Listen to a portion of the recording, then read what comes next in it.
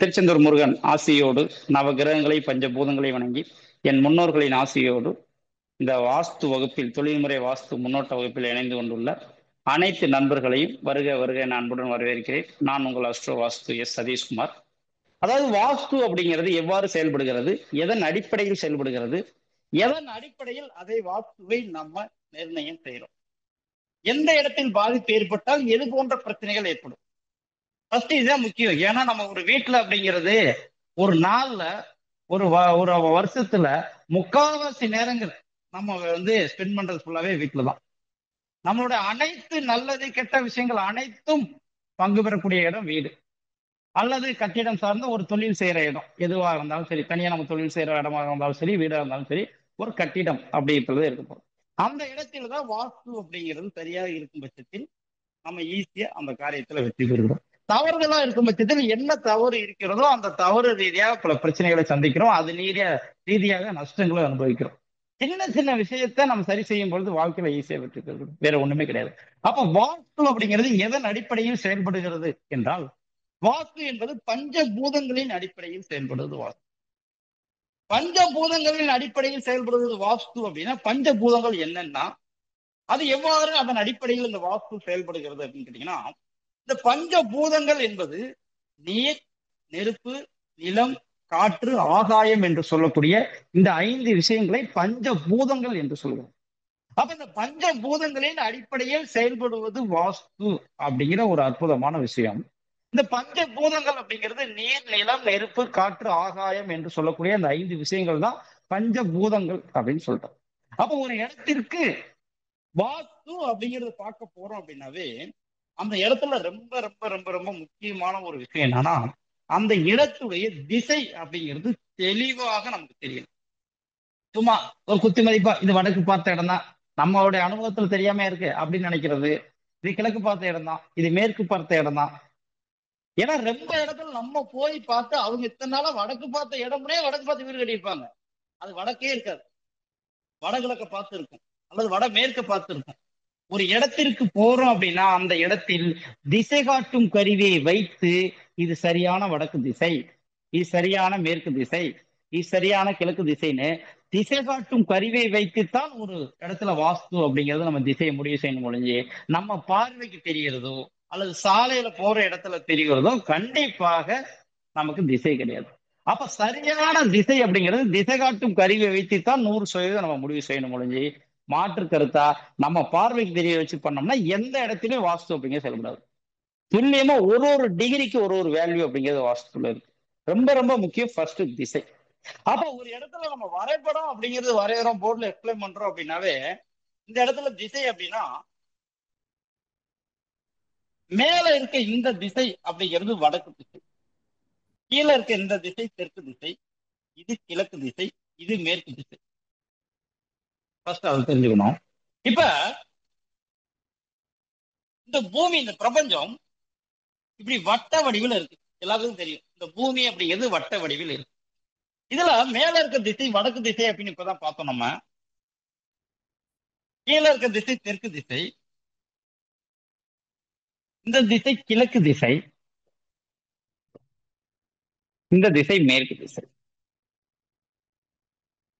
இதுல இந்த வடக்கு திசையும் இந்த கிழக்கு திசையும் சந்திக்கக்கூடிய இந்த திசைக்கு பெயர் வடகிழக்கு திசை அப்படின்னு அர்த்தம். இந்த திசையை நம்ம ஈசானிய மூலை அப்படின்னு நம்ம சொல்றோம்.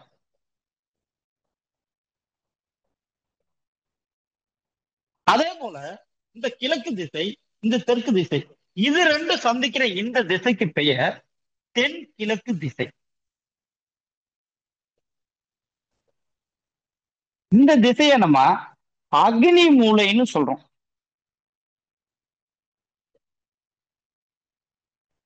அதே மாதிரி தெற்கு திசை, இது மேற்கு திசை, இது ரெண்டு சந்திக்கிற இந்த திசைய நம்ம தென் மேற்கு திசை அப்படின்னு சொல்றோம். இந்த திசையை நம்ம நிருதி மூலை அப்படின்னு சொல்லுவோம். சில ஊர்ல கன்னி மூலைன்னு சொல்லுவாங்க, சில ஊர்ல குபேர மூலைன்னு சொல்லுவாங்க. அதே மாதிரி வடகிழக்கு மூலை, சில ஊர்ல சனி மூலைன்னு சொல்லுவாங்க. எல்லாமே ஒண்ணுதான், அந்தந்த ஊர் வழக்கப்படி நம்ம சொல்லிக்கிறோம். அடுத்து மேற்கும் வடக்கும் சந்திக்கிற இந்த திசைக்கு பெயர் வடமேற்கு திசை. இந்த வடக்கும் மேற்கும் சந்திக்கிற இந்த திசைக்கு பெயர் வடமேற்கு திசை. இதை நம்ம வாயு மூலை அப்படின்னு சொல்றோம். அப்ப மொத்தம் திசை அப்படிங்கிறது இந்த 8 திசையை நம்ம பிரிக்கிறோம். வடக்கு, கிழக்கு, தெற்கு, மேற்கு. இந்த வடக்கும் கிழக்கும் சந்திக்கிற திசையை வடகிழக்கு திசை, அதை ஈசானிய மூலைன்னு சொல்றோம். தெற்கும் கிழக்கும் சந்திக்கிற இந்த திசையை தென்கிழக்கு மூலை, அதை அக்னி மூலை அப்படின்னு சொல்றோம். தெற்கும் மேற்கும் சந்திக்கிற இந்த திசையை தென்மேற்கு மூலை, இதை நம்ம நிருதி மூலை அப்படின்னு சொல்றோம். அதே போல மேற்கும் வடக்கும் சந்திக்கிற இந்த மூலையை வடமேற்கு மூலை, வாயு மூலை அப்படின்னு. அப்ப 8 திசைகள் சொல்றோம். இந்த பிரபஞ்சம், இந்த பூமி எப்படி இருக்குன்னா வட்ட வடிவுல இந்த வடகிழக்கு திசை அப்படின்னு சொல்லக்கூடிய இந்த திசை ஈசானிய மூலை சைடு, வடகிழக்கு திசை சைடு 23.30 டிகிரி சாஞ்சிருக்கு. 23.30 டிகிரி வடகிழக்கு மூலையில இப்படி ஒன் சைடா இப்படி சாஞ்சிருக்கு. இப்படி இப்படி இப்படி சாஞ்சிருக்கு. அப்படி சாஞ்சு ஒரு சைடு இருந்துட்டாலுமே அந்த மூலையை நம்ம என்னன்னு சொல்லுவோம்? ஒரு சைடு சாஞ்சு இருக்குனாவே அந்த மூலையை பள்ளமான மூலை அப்படின்னு சொல்லுவோம். அப்ப அந்த மூலையுடைய திசை வடகிழக்கு திசை, அந்த திசையை பள்ளமான திசை அப்படின்னு சொல்றோம். அதுக்காக தான் அந்த வடகிழக்கு மூலை பள்ளம் அப்படின்னு ஃபர்ஸ்ட் சொல்றோம். அப்ப ஒரு திசை பள்ளமாக இருக்கிறது என்றாலே அதற்கு நேர் எதிரான திசை கண்டிப்பா மேடாக இருக்கும். அதுல மாற்று கருத்து கிடையாது. ஒரு திசை பள்ளமா இருக்குன்னா அதுக்கு ஆப்போசிட் கண்டிப்பா மேடாக இருக்கும். அப்ப வடகிழக்கு மூலை பள்ளமாக இருக்கிறது என்றால் அதற்கு நேர் எதிரான அந்த தென்மேற்கு மூலை என்பது கண்டிப்பாக மேட்டு பகுதியாகத்தான் இருக்கும். அப்ப இந்த பகுதியை நம்ம மேடு அப்படின்னு சொல்றோம், அந்த பகுதியை பள்ளம் அப்படின்னு சொல்றோம். இப்பதான் பார்த்தோம், இந்த வாஸ்து என்பது பஞ்சபூதங்களின் அடிப்படையில் செயல்படுவது வாஸ்து. பஞ்சபூதங்கள் என்னென்ன? நீர், நெருப்பு, நிலம், காற்று, ஆகாயம் என்று சொல்லக்கூடிய 5 விஷயங்கள். நீர், நெருப்பு, நிலம், காற்று, ஆகாயம் என்று சொல்லக்கூடிய இந்த 5 விஷயங்களை தான் நம்ம பஞ்சபூதங்கள் என்று சொல்லுவோம். இந்த பஞ்சபூதங்களில் ஒவ்வொன்றுக்கும் ஒரு ஒரு தன்மை அப்படிங்கிறது இருக்கு. நீருக்கு ஒரு தன்மை இருக்கு, நிலத்திற்கு ஒரு தன்மை இருக்கு, நெருப்புக்கு ஒரு தன்மை இருக்கு, காற்றுக்கு ஒரு தன்மை இருக்கு, ஆகாயத்துக்கு ஒரு தன்மை இருக்கு. அப்ப ஒவ்வொன்றுக்கும் ஒரு ஒரு தன்மைகள் அப்படிங்கிறது இருக்கு.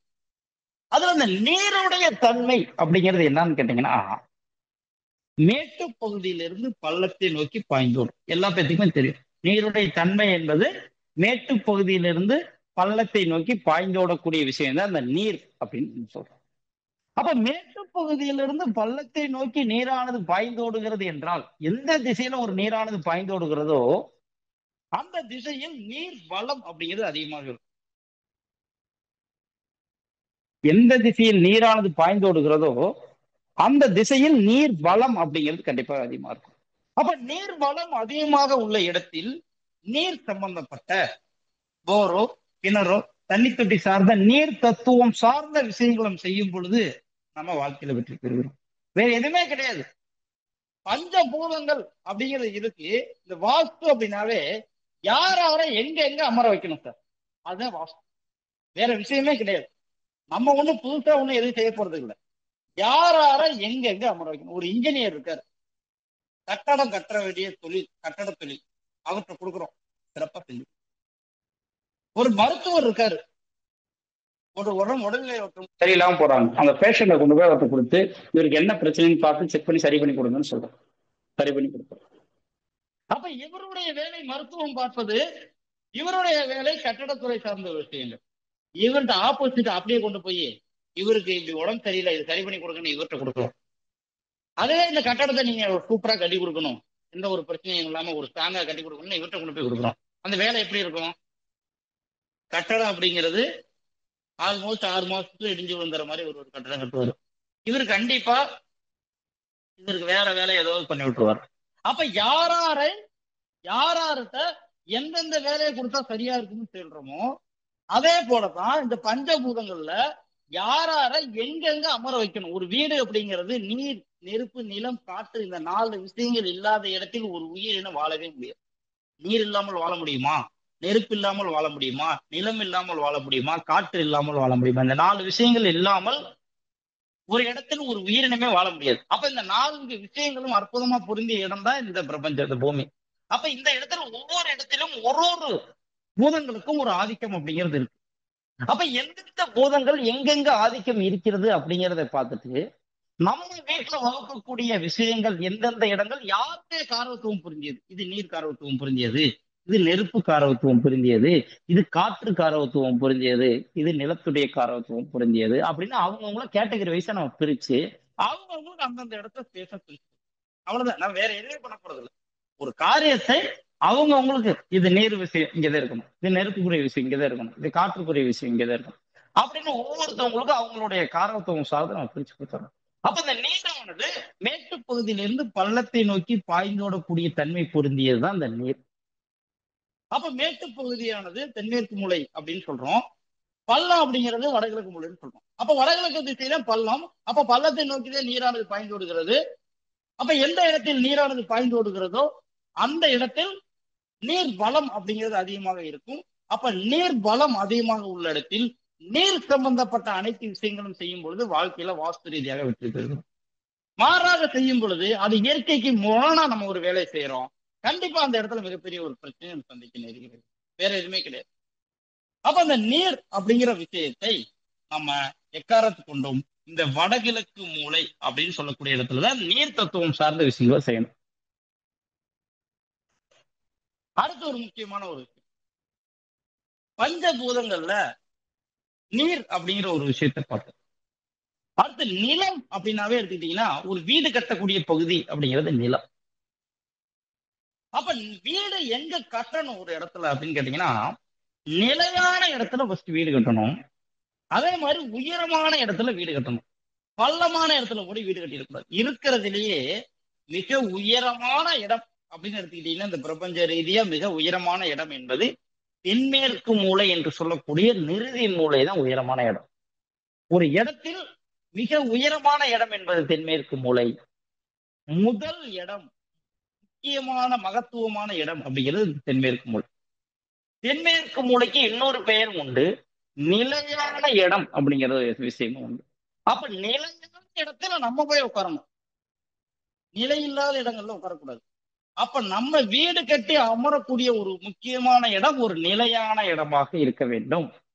அப்ப இதுல நிலையான இடம், உயரமான இடம், முக்கியமான இடம் என்பது தென்மேற்கு மூலை என்று சொல்லக்கூடிய நிறுதி மூலை. அப்ப அந்த நிறுதி மூலை தான் வீடு கட்டக்கூடிய பகுதி. அந்த பகுதி தான் நில தத்துவத்திற்குரிய பகுதி.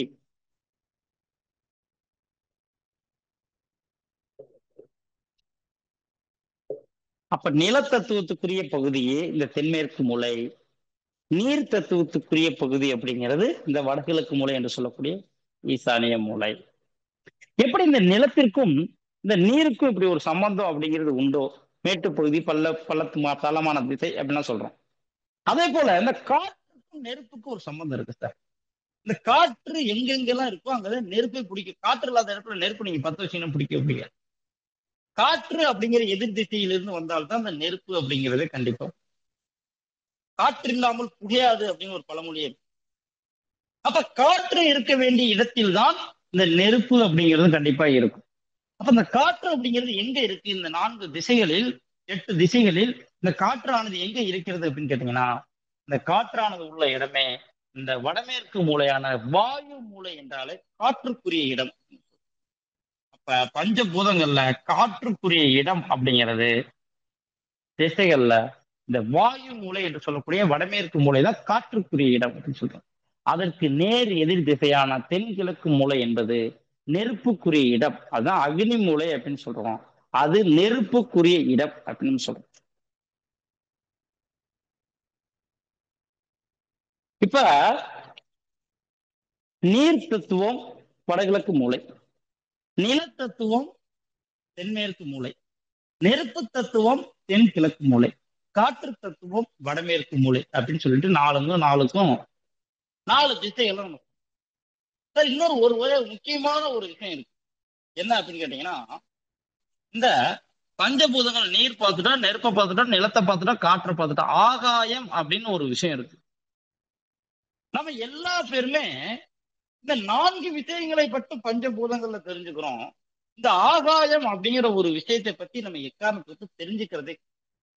ஆனா இருக்கிறதுலயே இந்த பஞ்சபூதங்கள்லயே முக்கியமான வேலை செய்யக்கூடிய விஷயம் தான் இந்த ஆகாயம் அப்படின்னா, ஆகாய தத்துவம் தான் ஒரு வீட்டில் முக்கியமான வேலையை செய்கிறது.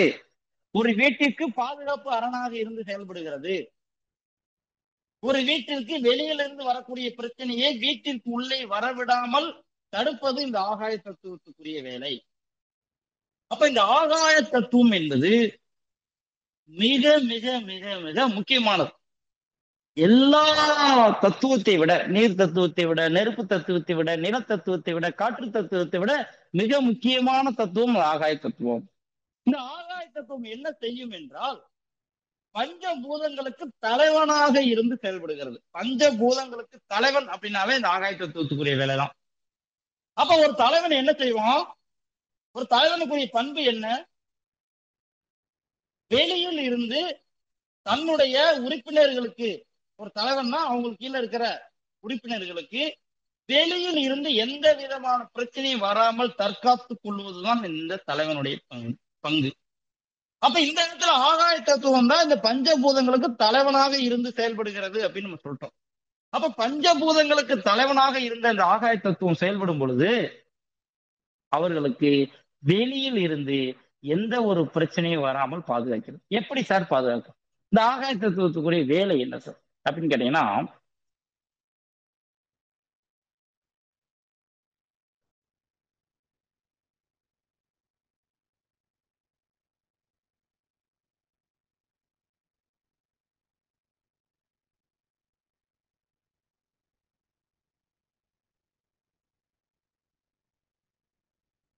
சார் இது ஒரு நம்மளுடைய இடம், சுத்தி வர நம்மளுடைய இடம். நம்மளுடைய இடம் அப்படின்னா என்ன அர்த்தம்? ஒரு பெரிய ஒரு 5 சென்ட், அதாவது ஒரு 2000 சதுரடியில நம்மளுடைய இடம் இருக்குன்னு வச்சுக்கோங்க. அந்த இடத்த சுத்தி இருக்கிற காம்பவுண்ட் வால் அப்படிங்கிறது இதுதான் அந்த இடத்துடைய காம்பவுண்ட் வால். நம்மளுடைய வீடு, இது நம்மளுடைய வீடு, அது நம்மளுடைய காம்பவுண்ட் வால், இது வீடு. இந்த ஆகாய தத்துவத்துக்குரிய வேலையே இந்த வீட்டுக்கும் காம்பவுண்ட் வாலுக்கும் இடப்பட்ட பகுதியில் செயல்படுவதுதான் இந்த ஆகாய தத்துவத்துக்குரிய வேலை. சுத்தி வர நீர் தத்துவம் இங்க வேலை செய்யும், நெருப்பு தத்துவம் இங்க வேலை செய்யும், நிலத்தத்துவம் இங்கே வேலை செய்யும், காற்று தத்துவம் இங்கே வேலை செய்யும். இந்த ஆகாய தத்துவம் சுத்தி வர இந்த வீட்டுக்கும் காம்பவுண்ட் வாலுக்கும் இடைப்பட்ட பகுதியில் செயல்படுவதுதான் இந்த ஆகாய தத்துவத்துக்குரிய வேலையே. எந்தெந்த வீட்டிலாம் வீட்டுக்கு காம்பவுண்ட் வால் இல்லையோ அந்த வீட்டிலெல்லாம் ஆகாய தத்துவம் அப்படிங்கிறது எக்காரணத்தை கொண்டு வேலை செய்யாது. ஆகாய தத்துவம் என்பது வீட்டிற்கும் காம்பவுண்ட் வாலுக்கும் இடைப்பட்ட பகுதியில் செயல்படுவதுதான் அந்த ஆகாய தத்துவத்துக்குரிய வேலை. காம்பவுண்ட் வால் வீட்டிற்கு இல்லாத வீட்டிலோ அல்லது காமனா ஒரு செவுத்தை கட்டி அந்த செவுத்திலே வீட்டை பிரிச்சுக்கிட்டாலும் சரி, இல்ல வீட்டுக்கு முன்னாடி முன் பாகத்துல மட்டும் காம்பவுண்ட் வாலை கட்டிட்டு மிச்ச 2 பாகம் கட்டாம இருந்தாலும் சரி, கண்டிப்பாக அந்த இடத்துல ஆகாய தத்துவங்கள் வேலை செய்யாது. அதாவது வீட்டை சுத்தி ஒரு ஆளு நடந்து வர்ற அளவுக்காவது மினிமம் கேப் இருக்கணும். வீட்டுக்கும் காம்பவுண்ட் வாலுக்கும் வீட்டை சுத்தி ஒரு ஆள் இப்படி நடந்து வர்ற அளவுக்காவது ஸ்பேஸ் இருக்கும். அந்த இடத்தில் தான் இந்த ஆகாய தத்துவம் என்பது வேலை செய்யும்.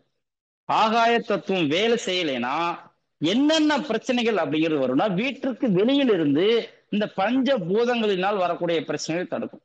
எப்படி அப்படின்னு கேட்டீங்கன்னா, இப்ப நான் சொல்ற விஷயத்த கொஞ்சம் தெளிவா கவனிச்சீங்க அப்படின்னா புரியும்.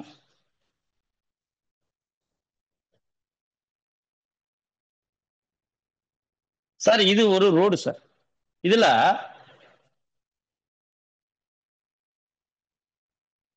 இப்படி ஒரு 3 பிளாட் இருக்குன்னு வச்சுக்கோங்களேன் சார். இப்படி 3 பிளாட் இருக்கு. வடக்கு பார்த்த பிளாட்னு வச்சுக்கோங்க மூணுமே. ஏன்னா மேலக்கு திசை வடக்குன்னு சைட்ல நோட் பண்ணியிருக்கேன். இது பிளாட் நம்பர் 1, இது பிளாட் நம்பர் 2, பிளாட் நம்பர் 3ன்னு வச்சுக்கோங்க. 3 பிளாட் வரிசையா இருக்கு. ஒரு பிளாட்டுக்கு ஒரு திசை அப்படிங்கிறது தனித்தனியா இருக்கு. இப்ப எக்ஸாம்பிள் இந்த பிளாட் இருக்கு, இது வடக்கு திசை, இது தெற்கு திசை, இது கிழக்கு திசை, இது மேற்கு திசை. அப்ப இதுதான் வடகிழக்கு திசை இந்த பிளாட்டுக்கு. அதே மாதிரி இந்த 2வது நம்பர் பிளாட்டுக்கு இதுதான் வடகிழக்கு திசை. 3வது நம்பர் பிளாட்டுக்கு இதுதான் வடகிழக்கு திசை. இப்ப பாருங்க, ஒரு விஷயம் பார்த்தோம். ஒரு நீர் தத்துவம் உள்ள இடமே வடகிழக்கு மூலை தான். அப்போ ஒரு இடத்துல வந்து போர் போடணும், கிணறு வெட்டணும் அப்படின்னா நீங்க வடகிழக்கு மூலையில தான் பண்ணணும் அப்படின்னு இப்பதான் நாங்க சொன்னோம். ஒரு விஷயத்த பார்த்தோம். அப்ப இதுல பாருங்க, 1ஆம் நம்பர் பிளாட்டுக்காரவங்க இந்த இடத்துல போர் போடுவாங்க, கிணறு வெட்டுவாங்க. 2ஆம் நம்பர் பிளாட்டுக்காரவங்க இந்த இடத்துல அவங்களுக்கு ஈசானி மூலை போர் போடுவாங்க, கிணறு வெட்டுவாங்க. 3ஆம் நம்பர் பிளாட்டுக்காரவங்க இந்த இடத்துல தான் போர் போடுவாங்க, கிணறு வெட்டுவாங்க. இப்ப 1ஆம் நம்பர் பிளாட்டுக்காரவங்க இந்த இடத்துல போர் போட்டாங்க. 3 வீட்டுலயுமே காம்பவுண்ட் வால் இல்லை. ஃபர்ஸ்ட் அதை நம்ம தெரிஞ்சுக்கிறோம். ஏன்னா அப்பதான் ஆகாயத்துக்கு வேலை செய்தா இல்லையான்னு கண்டுபிடிக்க முடியும். 3 வீட்டுலயுமே காம்பவுண்ட் வால் அப்படிங்கிறது கட்டல. இந்த இடத்துல இவங்க ஈசானி மூலையில போரை போட்டாங்க. அப்ப அவங்க சரியா போட்டிருக்காங்க. 2ஆம் நம்பர் பிளாட்டுக்காரவங்களுக்கு இது பாருங்க, வாயு மூலையில போர் இருக்கு. அப்ப 2ஆம் நம்பர் பிளாட்டுக்காரங்களுக்கு வாயு மூலையில போர் இருக்கு. அவங்க ஈசானி மூலையில போட்டாலும் இந்த 1ஆம் நம்பர்காரங்க போட்டிருக்க பிளாட் அப்படிங்கிறது இவங்களுக்கு வாயு மூலையில இருக்கு. அப்ப ஒரு வீட்டுல வாயு மூலையில போர் போட்டாலுமே அந்த வீட்டுல இருக்கிறவங்களுக்கு வயிறு சம்பந்தப்பட்ட பிரச்சனையோ, குடல் சம்பந்தப்பட்ட பிரச்சனையோ, அல்லது வீட்டுல கேன்சர் பிரச்சனை கூட வரும். ஏன்னா வாயு மூலை அப்படிங்கிறது கேதுவை குறிப்பது. அப்ப கண்டிப்பா அந்த வீட்டுல கேன்சர் வரக்கூடிய வாய்ப்புகள் கூட இருக்கு வயிறு குடல் பகுதிகளில். அப்ப ஒரு திசையும் பாதிக்கப்பட்டால் கண்டிப்பாக அந்த திசை ரீதியான பாதிப்பு அந்த வீட்டுல இருக்கவங்களுக்கு கண்டிப்பா வரும். அப்ப இந்த வீட்டுல கண்டிப்பா போட்டிருக்க போர் அப்படிங்கிறது இந்த 2ஆம் நம்பர் வீட்டுக்காரங்களுக்கு பாதிக்கும். 2ஆம் நம்பர் வீட்டுக்காரங்க போட்டிருக்கிறது 3ஆம் நம்பர் வீட்டுக்காரங்களுக்கு கண்டிப்பா பாதிக்கும். அப்ப வீட்டுக்கு வெளியில இருந்து வரக்கூடிய பிரச்சனைகள் இது மட்டும் கிடையாது. பாத்ரூமா இருக்கட்டும், செப்டிக் டேங்கா இருக்கட்டும், எது வேணா இருக்கட்டும். இப்போ போர் அப்படிங்கறத நீர்நிலைகளை பார்த்தனால இந்த விஷயத்த நான் சொல்றேன். அப்ப வீட்டிலிருந்து வெளியில இருந்து வரக்கூடிய பிரச்சனை கண்டிப்பாக இந்த வீட்டுல உள்ளவங்களை பாதிக்கிறது. அப்ப இதுல இருந்து தடுக்கிறதுடைய வேலை தான் இந்த ஆகாய தத்துவத்துக்குரிய வேலை. இப்ப நம்ம இடத்துல போர் தப்பா இருக்கு, இதனால வீட்டுல ஒரு பெரிய பணப்பிரச்சனை, சண்டை சச்சரவு பிரச்சனை, வம்பு வழக்குகள் வருது, அல்லது நோய் நொடிகள் பிரச்சனை வருது. தப்பா இருக்குன்னு சொல்றாங்க, நம்ம நேரா வரலாம். தப்பா இருக்கு அப்படின்னா நம்ம அதை கூட போரை கூட க்ளோஸ் பண்ணிட்டு, அல்லது போரை க்ளோஸ் பண்ணலாம், அல்லது புதுசா நம்ம வந்து ஒரு தண்ணி வாங்கி கூட யூஸ் பண்ணலாம். இதனால ஒரு உயிர் போற மாதிரி ஒரு பிரச்சனை வருதுன்னா அதை ஏன் நம்ம வச்சிருக்கணும் அப்படின்னு சொல்லிட்டு பண்ணலாம். ஆனா பக்கத்து இடத்துக்காரன் போட்டிருக்க போர்னால நமக்கு பாதிப்பு வருதுன்னு பக்கத்து இடத்துக்காரன் க்ளோஸ் பண்ண சொன்னா கண்டிப்பா க்ளோஸ் பண்ணுவானா சார்? எக்காவது கொண்டு பண்ண மாட்டோம். அப்ப நம்ம அதுல இருந்து தற்காத்துக் கொள்வதற்கான விஷயம் தான் இந்த ஆகாய தத்துவம் செயல்படக்கூடிய விஷயம். அப்ப இந்த இடத்துல வீட்டுக்கு ஒரு காம்பவுண்ட் வால் அப்படிங்கிறது இப்படி அமைச்சு, வீடு அப்படிங்கிறது இப்படி இருக்கும். அப்ப வீட்டுக்கு காம்பவுண்ட் வால் அப்படிங்கறது அமைச்சா வீட்டை சுத்தி வர இந்த ஆகாய தத்துவம் அப்படிங்கிறது வேலை செய்ய ஆரம்பிச்சிடும். இந்த ஆகாய தத்துவம் வேலை செய்தால் இது போல வீட்டிற்கு வெளியிலிருந்து வரக்கூடிய நீரினால் வரக்கூடிய பிரச்சனை, நெருப்பினால் வரக்கூடிய பிரச்சனை மற்றும் காற்றினால் வரக்கூடிய பிரச்சனை எதுவும் வராமல் தடுக்கக்கூடிய முழுமையான பணியை செய்யக்கூடியதுதான் இந்த ஆகாய தத்துவத்துடைய வேலையே. அப்ப எந்தெந்த வீட்டிலெல்லாம் காம்பவுண்ட் வால் அப்படிங்கிறது இல்லையோ கண்டிப்பாக அந்த வீட்டில் ஆகாய தத்துவம் அப்படிங்கிறது வேலை செய்யாது. ஆகாய தத்துவம் வேலை செய்யவில்லை என்றால் கண்டிப்பாக இது போன்ற பிரச்சனைகள் கண்டிப்பா வரும். அப்ப காம்பவுண்ட் வால் அப்படிங்கிறது எப்படி சார் அமைக்கிறது?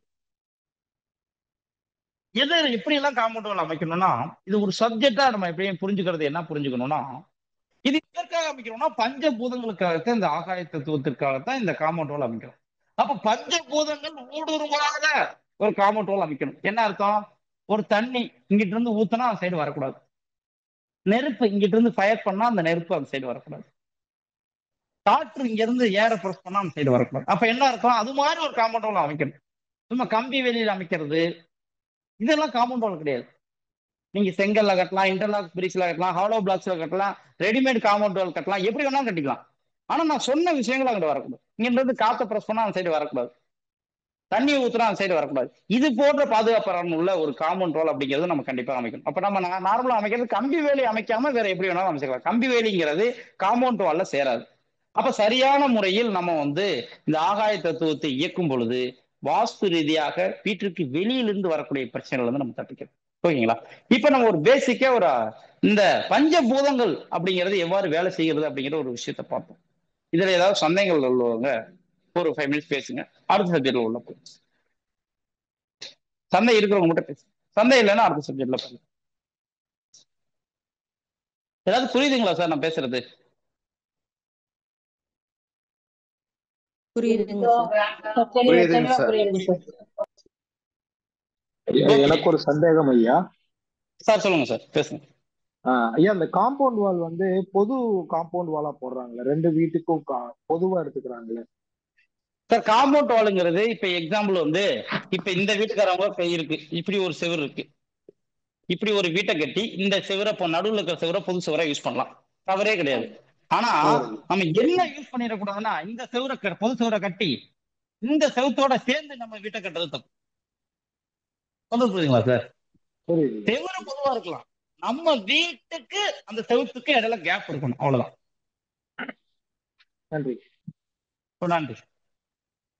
ஓகே, இப்ப அடுத்து நம்ம ஒரு முக்கியமான ஒரு விஷயத்தை நம்ம பார்க்க போறோம். இன்னும் ஒரு கேள்வி இருக்குங்க சார் சொல்லுங்க சார். ரோட பேஸ் பண்ணி அங்க காம்பவுண்ட் ஓப்பனா விடலாமா, காம்பவுண்ட் கட்டணுமா? சார் எல்லா பக்கமும் சுத்தி வர காம்பவுண்ட் வால் அப்படிங்கிறது இருக்கணும். இப்ப ரோடு முகப்பா இருந்தாலும் நமக்கு ஒரு காம்பவுண்ட போட்டணும்ன்றீங்க. கண்டிப்பா நம்ம காம்பவுண்ட் வால் அப்படிங்கிறது இருக்கணும். சார் ஒரு விஷயத்த சொல்லு, இதுல ஒரு முக்கியமான ஒரு விஷயம் சொல்லுங்க. ஒரு இடத்துல போரோ கிணறோ இருக்குன்னு வச்சுக்கோங்க, அது இருக்கிற இடத்துல இருந்து 108 அடிக்கு காம்பவுண்ட் வால் இல்லைன்னா கண்டிப்பா ஒரு பாதிப்பு ஏற்படும். நீர் குத்தல் கிணறு குத்தல் அப்படிங்கிறது, ஒரு இடத்துல போர் இருக்குன்னா அந்த போரோ கிணறோ இருக்கு, அந்த இடத்துல இருந்து 108 அடிக்குள்ள நம்மளுடைய வீடு இருந்துச்சுன்னா அது பாதிப்பு நமக்கு இருக்கு. 108 அடிக்கு தள்ளி இருந்தால் பாதிப்பு கிடையாது. அப்ப நம்ம வந்து ரோட்டுக்கு அங்கிட்டு இருக்கு இங்கிட்டு இருக்கு அதெல்லாம் நம்ம பார்க்கவே தேவை. நம்ம தேவை, நமக்கு தேவை காம்பவுண்ட் வால் போட்டுக்கிட்டோம்னா அது 108 அடி தள்ளி இருந்தா என்ன, 30 அடிக்குள்ள இருந்தா என்ன, 20 அடிக்குள்ள இருந்தா என்ன, நமக்கு பிரச்சனை கிடையாது. அப்ப நம்ம எப்பயுமே ஒரு காம்பவுண்ட் வால் அப்படிங்கிறது நமக்கு ரோட் சைடா இருந்தாலும் சரி, 4 பக்கம் காம்பவுண்ட் வால் அப்படிங்கிறது கண்டிப்பா வேணும். சார் ஒரு டவுட் சார். சொல்லுங்க சார். சார் வேற ஒன்றும் இல்லை, வீடு கட்டிடுறாங்க, ஓகே ஓகேங்களா? அவங்க வந்து ஓகே பார்த்தீங்கன்னா இருக்கிற இடத்த யூஸ் பண்ணிட்டாங்க, அவங்களுக்கு இப்போ பாதை மட்டும்தான் இருக்கு. ஓகே இப்போதைக்கு அவங்களுக்கு காம்பவுண்ட் போடுறதுக்கு வழி இல்லை. ஓகே ஏன்னா செவரே வந்து பார்த்தீங்கன்னா பக்கத்து வீட்டு செவரே யூஸ் பண்ணியிருக்காங்க. ஓகே அவர்களுக்கு என்ன மாதிரி பாதிப்பு வரும், என்ன மாதிரி தீர்வு? சார் நான் என்ன சொல்றேன்னா, எப்பயுமே ஒரு விஷயம், வீடு அப்படிங்கிறது நம்ம வாழ்றதுக்கு மட்டும் கிடையாது, பஞ்சபூதத்தை இயக்கிதான் ஒரு வீட்டையே கட்டணும். ஓகேங்களா சார்? அப்ப ஒரு 1500 சதுரடி இடம் இருக்கு அப்படின்னா, நம்ம 1480 சதுரடியில வீடு கட்டிட்டோம்னா கண்டிப்பா இதுல நமக்கு பிரச்சனை தான். 175% தான் வீடுங்கிறது கட்டணும், மிச்சம் 25% பஞ்சபூதங்களுக்காக ஸ்பேஸ் விடணும். ஓகேங்களா சார்? நீங்க சொல்றது பஞ்சபூதங்களை சரியான இயக்க விடணும் கண்டிப்பாக. சரியான அதை விட்டு சார், நீங்க சொல்றது சிறப்பான விஷயம். ஆனா இன்னைக்கு இருக்கிற சமுதாயத்துல நான் கால ஒரு சூழ்நிலை அப்படி இடம் இல்ல. வாங்க அப்படி முடியுது. பண்றப்ப சார், அப்படி ஆ, பண்றப்ப ஒரு விஷயம் ஆ, என்னன்னா, இப்ப நம்ம ஒரு தப்பு பண்ணிடுறோம். அப்ப ஆமா அந்த சார். தப்புக்கு கண்டிப்பா பனிஷ்மெண்ட் ஏத்துக்கிட்டு ஆ, வேற வழி. ஆமா சார். ஓகேங்களா சார்? ஆமா. ஒரு வாஸ்து ரீதியா தப்பு பண்ணிட்டோம்னா, வாஸ்துல எப்பயுமே பரிகாரங்கிறது 100% கிடையவே கிடையாது.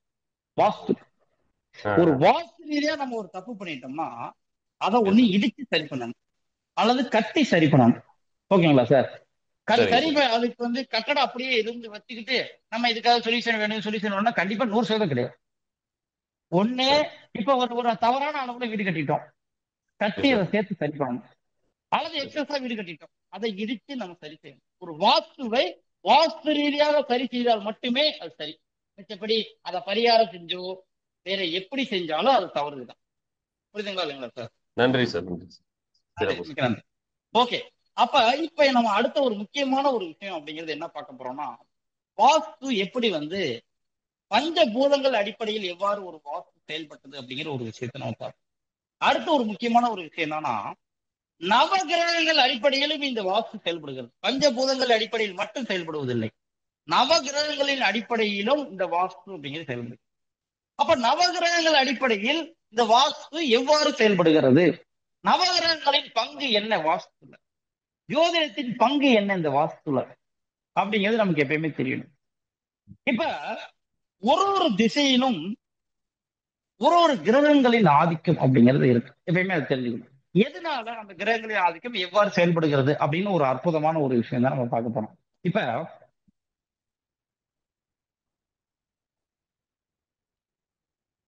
இந்த திசை வடக்கு திசை அப்படின்னு இப்பதான் பார்த்தோம். இது தெற்கு திசை, இது கிழக்கு திசை,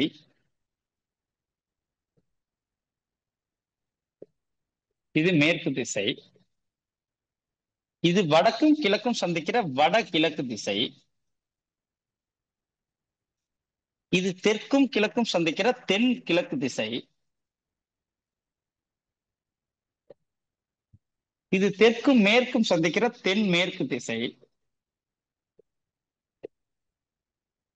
இது மேற்கும் வடக்கும் சந்திக்கிற வடமேற்கு திசை.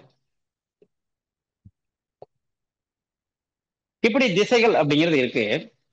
இதுல இந்த வடக்கு திசை அப்படிங்கிற திசை நவ கிரகங்கள்ல குரு பகவானின் திசை. அதே போல இந்த வடகிழக்கு திசை அப்படிங்கிறது புதனின் திசை. கிழக்கு திசை சுக்கிரனின் திசை.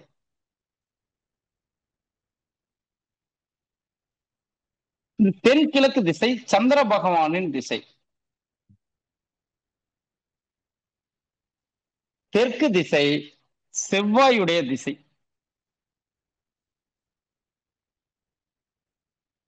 இந்த தென்மேற்கு திசை அப்படிங்கிறது ராகு பகவானின் திசை. மேற்கு திசை சனி பகவானின் திசை. வடமேற்கு திசை கேது பகவானின் திசை. அதே போல ஒரு இடத்துடைய மையத்துடைய அதிபதி யாருன்னா சூரியன். இப்படி ஒரு ஒரு இடத்திற்கும் ஒரு ஒரு நவகிரகங்களின் பங்கு அப்படிங்கிறது. சார், இந்த நவகிரகங்கள் அப்படிங்கிறது எல்லா பேருமே நவகிரக கோயில்களுக்கு போயிருப்பீங்க. அந்த நவகிரக கோயில்களுக்கு எல்லாரும் போயிருக்கப்ப இந்த நவகிரகங்கள் இங்க எவ்வாறு நம்ம அமைச்சிருக்கோமோ இதே போலதான் அங்க நவகிரகங்கள் அமைஞ்சிருக்கும். வடக்கு திசையா குரு பகவான் இருப்பார், தெற்கு திசையா செவ்வாய் இருப்பார், கிழக்கு திசையா சுக்கிரன் இருப்பார், மேற்கு திசையா சனி பகவான் இருப்பார். வடகிழக்குனா புதன், தென்மேற்குல ராகு, தென்கிழக்கு சந்திரன், வடமேற்கு அப்படிங்கிறது கேது. அப்ப ஒரு ஒரு இடத்திலும் ஒரு ஒரு கிரகத்தின் ஆதிக்கம் அப்படிங்கிறது ஒரு ஒரு திசையிலும் கண்டிப்பாக இருக்கு. அப்ப அந்த திசைகள் ரீதியாக ஒரு ஒரு கிரகத்தின் ஆதிக்கம் அப்படிங்கிறது இருக்கு அப்படிங்கிறத மாற்றுக்கிறது கிடையாது. சார், இதனால ஒரு வாஸ்து ரீதியா அந்த திசையில அந்த கிரகத்தின் ஆதிக்கம் இருக்கிறதுனால நமக்கு என்ன பலன் அப்படின்னு கேட்டீங்கன்னா, ஒரு முக்கியமான ஒரு சந்தேகம் இந்த வாஸ்து ரீதியாக நம்ம சந்திக்கிற வாடிக்கையாளர்களா இருந்தாலும் சரி, பொதுஜன மக்களா இருந்தாலும் சரி, யாரா இருந்தாலும் சரி, சில பேர் ஒரு கேள்வி கேட்டுக்கிட்டே இருக்காங்க. என்னன்னா, இப்ப சார் கூட கேட்டார் ஒரு கேள்வி. சார், சிட்டிக்குள்ள இப்படி ஒரு வீடு இருக்கு, எல்லா இடத்துலயும் ஒரு இடத்துல வீடு சுத்தி வேற கட்டிடுறாங்க, இடத்துலயே ஃபுல்லா அப்படின்னு. இன்னொருத்தவங்க என்ன சொல்றாங்க, இப்ப நம்ம போறோம்னு வச்சுக்கோங்க, ஒரு இடத்துக்கு வாஸ்து பார்க்க போறோம். ஒரு இடத்துல இப்ப எக்ஸாம்பிள் கிழக்கு திசையில ஒரு தப்பு பண்ணியிருக்காங்கன்னு வச்சுக்கோங்க. இப்ப நம்மளுடைய கான்செப்ட்ல ஒரு ஒரு ஒரு புரிதலுக்காக சொல்றேன். கிழக்கு திசையில அந்த வீட்டுல ஒரு மாடிப்படியை கட்டிட்டாங்க. மாடிப்படி கிழக்கு திசையில கட்டியிருக்காங்க. கிழக்கு திசையில வரலாமா வரக்கூடாதாங்கிறது அடுத்த விஷயம். இப்போதைக்கு ஒரு புரிதலுக்காக கிழக்கு திசையில மாடிப்படி வரக்கூடாதுன்னு வச்சுக்கோங்க. ஒரு புரிதலுக்காக கிழக்கு திசையில மாடிப்படி கட்டக்கூடாதுப்பா அப்படின்னு சொல்றோம். அந்த வீட்டுக்காரு கிழக்கு திசையில மாடிப்படியை கட்டிட்டாரு. அவங்க அண்ணன் தம்பி ரெண்டு பேரும் ஒரே மாதிரி அப்பா வீடு கட்டி கொடுத்துருக்காரு. கிழக்கு திசையில ரெண்டு பேருக்கும் ஒரே மாதிரி வீடு, ரெண்டு படியை கட்டி கொடுத்துட்டாரு. ரெண்டு பேரும் கல்யாணம் முடிச்சு 2 பேரும் குறிப்பிட்டாங்க அந்த வீட்டுக்கு. இப்ப என்ன அப்படின்னா, இந்த வீட்டுக்கு அண்ணக்கார் எப்ப குடி போனாரோ அந்த இடத்திற்கு 2 பேரும் குடி ஒரே நேரத்துல போறாங்க. ஆனா அண்ணன் அந்த வீட்டுக்கு எப்ப போறாரோ அப்ப இருந்து அவருக்கு ஒரு பெரிய பிரச்சனைகள் வந்துகிட்டே இருக்கு. ஒரு பெரிய முன்னேற்றமே இல்லை. ஏதாவது ஒரு பிரச்சனை, வருமானத்துக்கு அதிகமா செலவு, வீண் விரைய செலவுகள், ஏதோ ஒரு பிரச்சனை. ஆனா தம்பிக்கு எப்பயும் இல்லை. தம்பிக்கு எப்பயும் போல வளர்ச்சி அப்படிங்கிறது இருந்துகிட்டே இருக்கு. அண்ணனுக்கு ஏதாவது பிரச்சனை கொடுத்துக்கிட்டே இருக்கு. அப்ப இவர் என்னடா, நம்ம பழைய வீட்டுல இருக்கப்ப நல்லா இருந்தவன் இங்க வந்ததுல இருந்து ஏதோ பிரச்சனையா இருக்கு அப்படின்னு ஒரு வாஸ்து நிபுணரை கொடுத்து வந்து கட்டுறாரு. பார்த்தேன்னு, சார் அந்த கிழக்கு திசையில மாடிப்படி தப்பா இருக்கு சார், அதை இடிச்சிருங்க அப்படின்றது. சரி, இன்னும் 2 பேர்த்த கூட்டி வந்து காட்டலாம், அது கரெக்டா அப்படின்னு சொல்லிட்டு பார்த்தா இந்த வர 2-3 பேருமே அதே சொல்றாங்க. கிழக்கு திசையில மாடிப்படி தப்பா இருக்கு சார், அதை இடிச்சிருங்கன்னு சொல்றாங்க. ஒரு எக்ஸாம்பிளுக்கு சொல்றேன். அப்ப இவருக்குள்ள ஒரு சந்தேகம் அப்படிங்கிறது என்ன இருக்கும், நம்ம தம்பி வீடு அப்படித்தான் இருக்கு, அவனுக்கு எந்த பாதிப்புமே இல்லை, நல்லா இருக்கான். நமக்கு அதே மாதிரி வீடு கட்டியிருக்கோம், அவனுக்கும் கிழக்கு பக்கம் படி இருக்கு, நமக்கும் கிழக்கு பக்கம், நமக்கு மட்டும் ஏன் பாதிப்பு கொடுக்குது? இந்த இடத்தில் தான் ஜோதிடம் வாஸ்து அப்படிங்கிறது 2 வேலை செய்யற இடம். நவகிரகங்கள் அந்த இடத்துல வேலை செய்யுது. நவகிரகங்கள் ஒரு இடத்துல ஜோதிடம் ரீதியா நவகிரகங்கள் வாஸ்துல செயல்படுற விஷயமே இந்த இடத்துலதான். என்னன்னு கேட்டீங்கன்னா, இப்பதான் பார்த்தோம் ஒரு எக்ஸாம்பிளா கிழக்கு திசையில தப்பு அப்படின்னு அர்த்தம். அப்ப கிழக்கு திசையோட நவகிரக அதிபதி யாரு? சுக்கிரன்.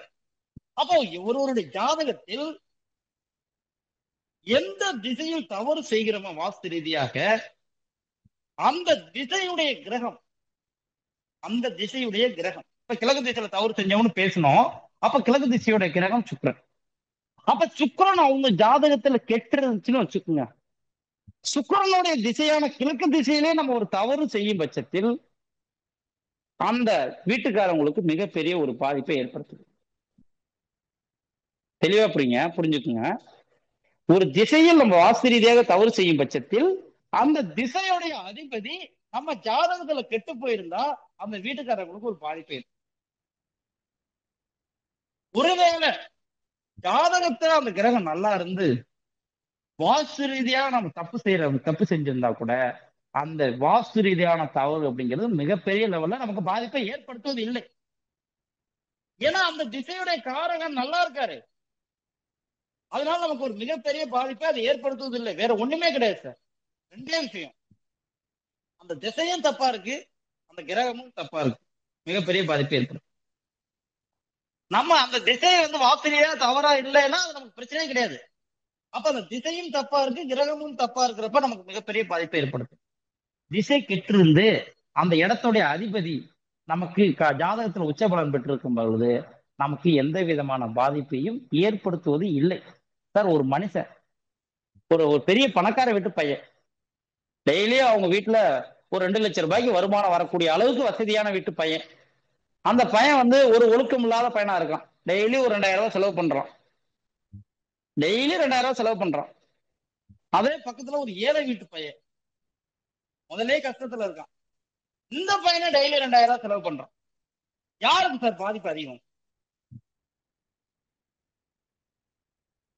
இவங்க 2 பேருக்கு யாருக்கு பாதிப்பு? ஏழை வீட்டு பையனுக்கு தான் பாதிப்பு. ஏன் அப்படின்னா அவங்க வீடு முதல்ல ஏழ்மையான வீடு, இவனும் சேட்டை செய்யறான். அப்ப 2 இணைகிறப்ப அந்த வீடு அதல பாதகத்துக்கு போயிடுது. இங்க பாருங்க, அப்பா நல்லா வசதியா இருக்காரு, இவன் டெய்லி செலவு பண்ணிக்கிட்டே இருக்கான். அப்ப இவனால அவங்க வீட்டுக்கு வருமானம்லாம் கிடையாது. அப்ப அந்த திசை பாதிக்கப்படும் பொழுது பெரிய வளர்ச்சியெல்லாம் கிடையாது, அதே போல வீழ்ச்சியும் இல்லை அப்படின்னு சொல்றேன்.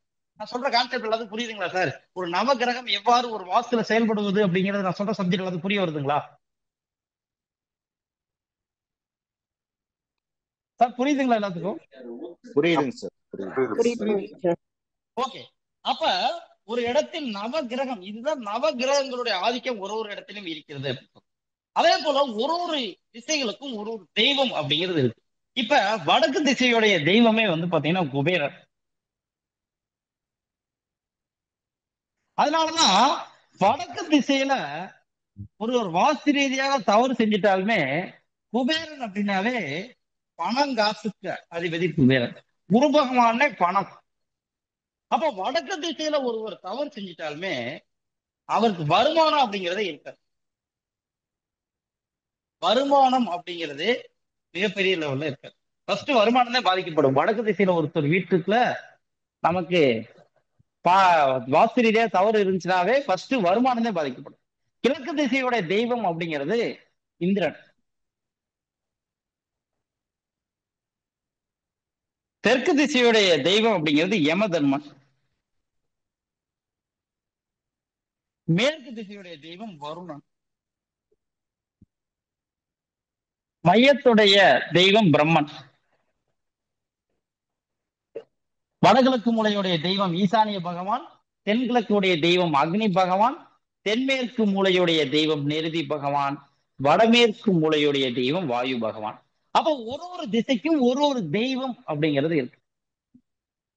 சார், இப்ப முக்கியமான ஒரு விஷயம் அப்படிங்கிறது என்ன அப்படின்னா, ஒரு இடத்துடைய மையம் அப்படின்னா என்ன? ஒரு வீட்டுடைய மையம் அப்படின்னா என்ன அர்த்தம்? இது ஒரு வீடுன்னு வச்சுக்கோங்க. நல்லா பாருங்க, இது இடம் கிடையாது, இது வீடுன்னு வச்சுக்கோங்க. இது வீட்டுடைய அவுட்ரு. இடம் இல்லை, திருப்பி சொல்றேன், வீட்டுடைய அவுட்ரு. இதுல இந்த தென்மேற்கு மூலையிலிருந்து வடகிழக்கு மூலைக்கு இப்படி ஒரு நேர்கோடு அப்படிங்கிறது வரையணும். அதே போல இந்த வடமேற்கு மூலையிலிருந்து தென்கிழக்கு மூலையான அக்னி மூலைக்கு ஒரு நேர்கோடு வரைகிறோம். இது 2 இப்படி சந்திக்கிற இந்த புள்ளிக்கு பெயர் தான் பிரம்மஸ்தானம் அப்படின்னு சொல்றோம். ஏன்னா இந்த இடத்துடைய அதிபதி, இந்த இடத்துடைய தெய்வம் பிரம்மன், பிரம்மன் அமர்ந்த இடம் பிரம்மனுடைய ஸ்தானம், பிரம்மனுடைய இடம் பிரம்மஸ்தானம்.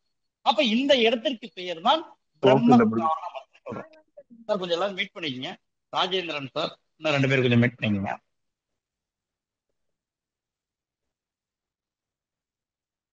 பிரம்மன் அமர்ந்த இடம் பிரம்மனுடைய ஸ்தானம் பிரம்மஸ்தானம் சொல்றோம். ஒரு வீட்டுடைய மையப்புள்ளி, இடம் கிடையாது, வீட்டுடைய மையம். சார் ஒரு ஒரு திசைகளும் பாதிக்கப்பட்டால் அந்த திசை ரீதியாக கண்டிப்பா பிரச்சனை சந்திச்சே தீர்வாங்க, வேற மாற்றுக்கிறதே கிடையாது. அக்னி மூலை பாதிக்கப்பட்டால் நெருப்புக்கு சமமான கண்டம் வரும், தற்கொலை எண்ணங்கள் வரும். எவ்வளவு கடன் இருக்கு அப்படின்னு வீட்டை போய் பார்த்த உடனே கேட்கலாம். ஒரு வீட்டுக்கு போறோம், அக்னி மூலை பாதிக்கப்பட்டிருக்கு. அக்னி மூலை பாதிக்கப்பட்டுட்டாலுமே இந்த வீட்டுல எவ்வளவுப்பா கடன் இருக்கு, யாராவது வீட்டுல தற்கொலை முயற்சி பண்ணாங்களான்னு வீட்டுல கேட்கலாம். அப்ப அந்த அளவுக்கு தென்கிழக்கு மூலை அக்னி மூலை பாதிக்கப்பட்டால் பிரச்சனை அப்படிங்கிறது இருக்கு. அப்ப வடகிழக்கு மூலை பாதிக்கப்பட்டால் ஒரு லட்சுமி கடாட்சமே கிடையாது, ஒரு செல்வ செழிப்பே கிடையாது. ஒரு வீட்டுல சந்தோஷம் நிம்மதியே இருக்காது வடகிழக்கு மூலை பாதிக்கப்படும் பொழுது. தென்மேற்கு மூலை அப்படிங்கிற பாதிக்கப்படும் பொழுது வீட்டில் உள்ள ஆண் அப்படின்றவங்க கண்டிப்பாக போதைக்கு அடிமையாயிருப்பாங்க. பெண் கண்டிப்பாக ஒழுக்க குறைபாடு அப்படிங்கிறது ஏற்படும். ஒரு வீட்டுல ஒரு பெண் ஒழுக்க குறைபாடா ஏற்பட்டு தென்மேற்கு மூலை பாதிக்கப்பட்டாலே வீட்டில் உள்ள பெண்ணுக்கு ஒழுக்க குறைபாடு அப்படிங்கிறது கண்டிப்பாக இருக்கும்.